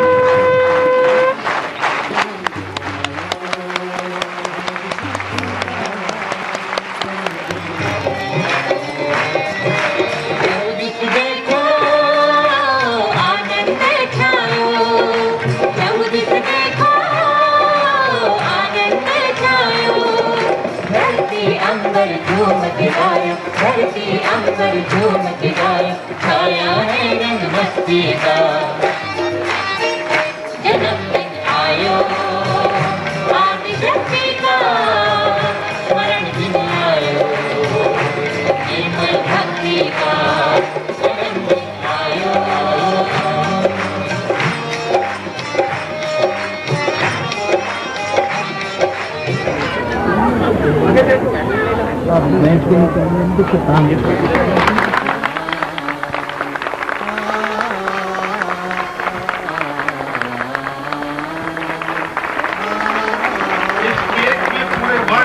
बना हुआ है।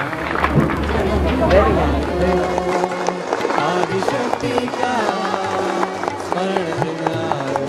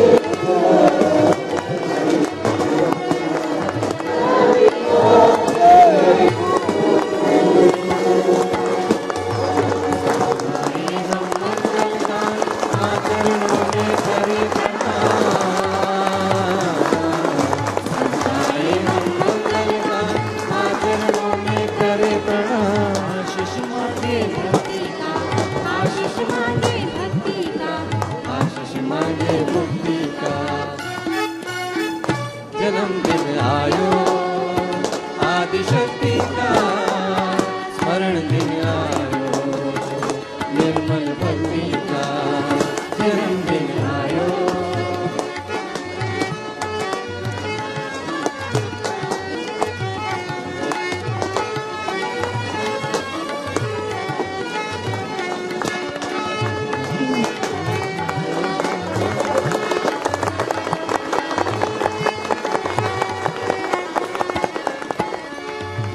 माँ की महिमा है ये अपरंपार, माँ की महिमा है ये अपरंपार।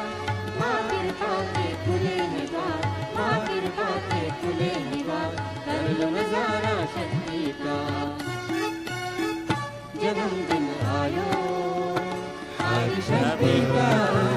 To you, happy birthday to you, happy birthday dear mother, happy birthday to you, happy birthday to you, happy birthday to you, happy birthday Sir C.P. Happy birthday to you. घटा छाई गगन में, इंद्रधनुष More to come, many more. छाई गगन में, Many more. निरानंद में सहज मगन है, निरानंद में सहज मगन है। स्वागत करते आदिशक्ति का, स्वागत करते आदिशक्ति का। जन्मदिन आयो, आदिशक्ति का स्मरण दिन आयो, निर्मल भक्ति का। जन्मदिन आयो, आदिशक्ति का स्मरण दिन आयो, निर्मल भक्ति का। जन्मदिन आयो, आदिशक्ति का स्मरण दिन आयो, निर्मल भक्ति का।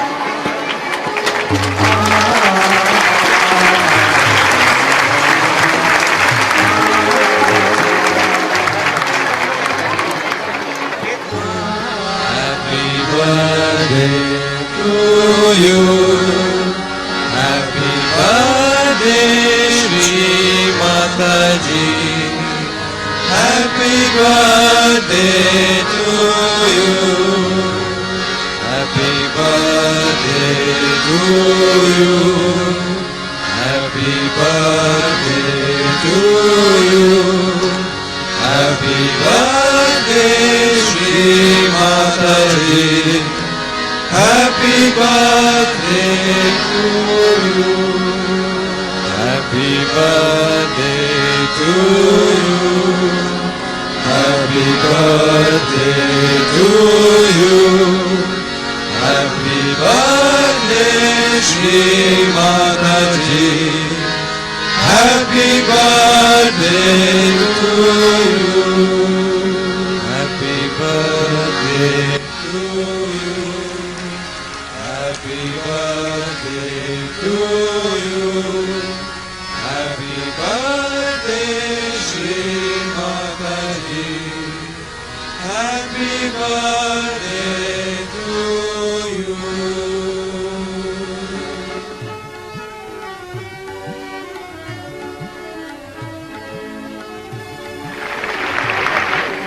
Happy birthday to you. Happy birthday to you. Happy birthday, happy birthday to you.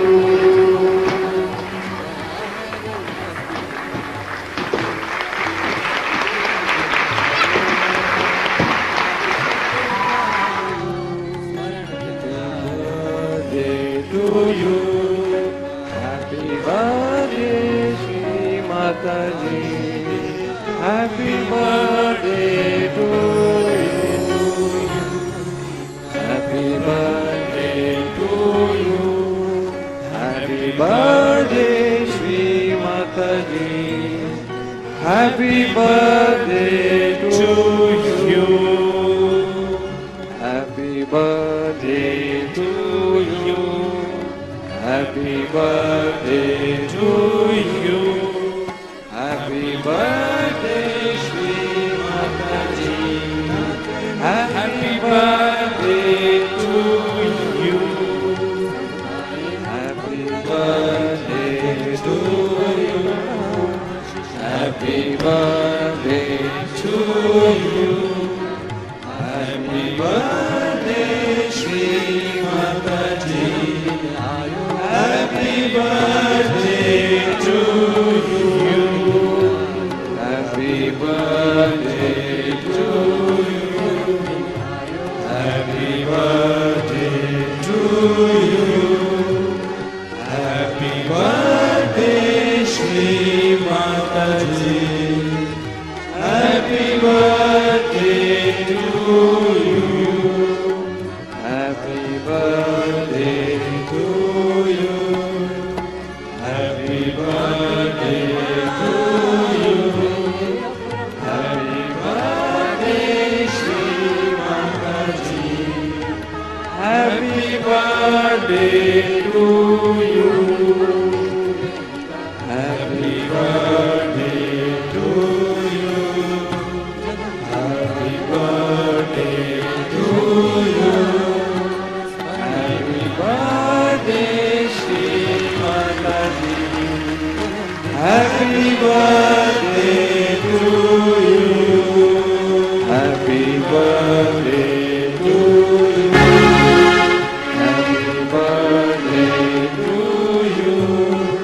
Happy birthday, Shri Mataji. Happy birthday to you. Bhata chai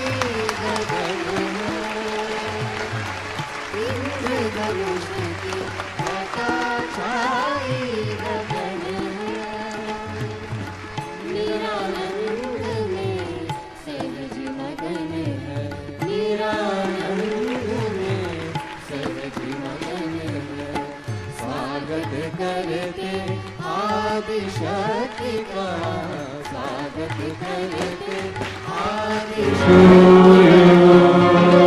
Happy birthday to you. Happy birthday,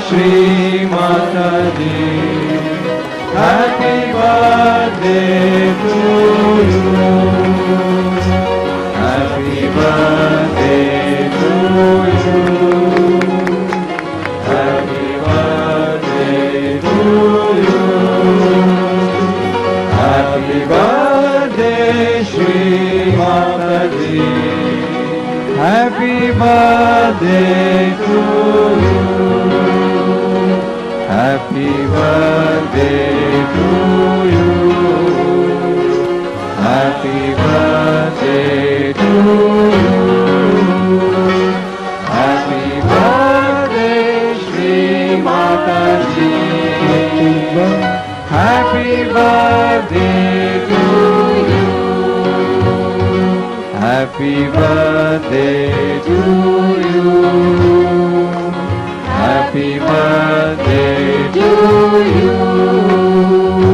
Happy birthday, Shri Mataji. Happy birthday to you.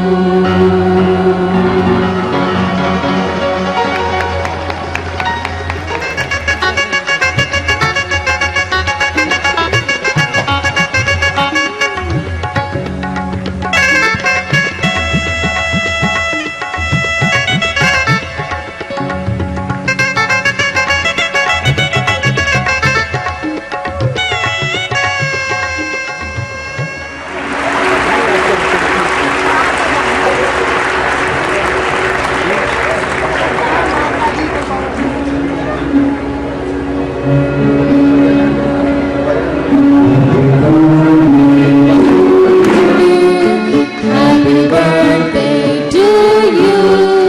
Happy birthday, Shri Mataji. Happy birthday to you. Happy birthday to you. Happy birthday to you. Happy birthday, Shri Mataji. Happy birthday to you. Happy birthday to you. Happy birthday to you. Happy birthday, Shri Mataji.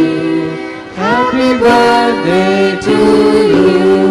Happy birthday to you. Happy birthday to you.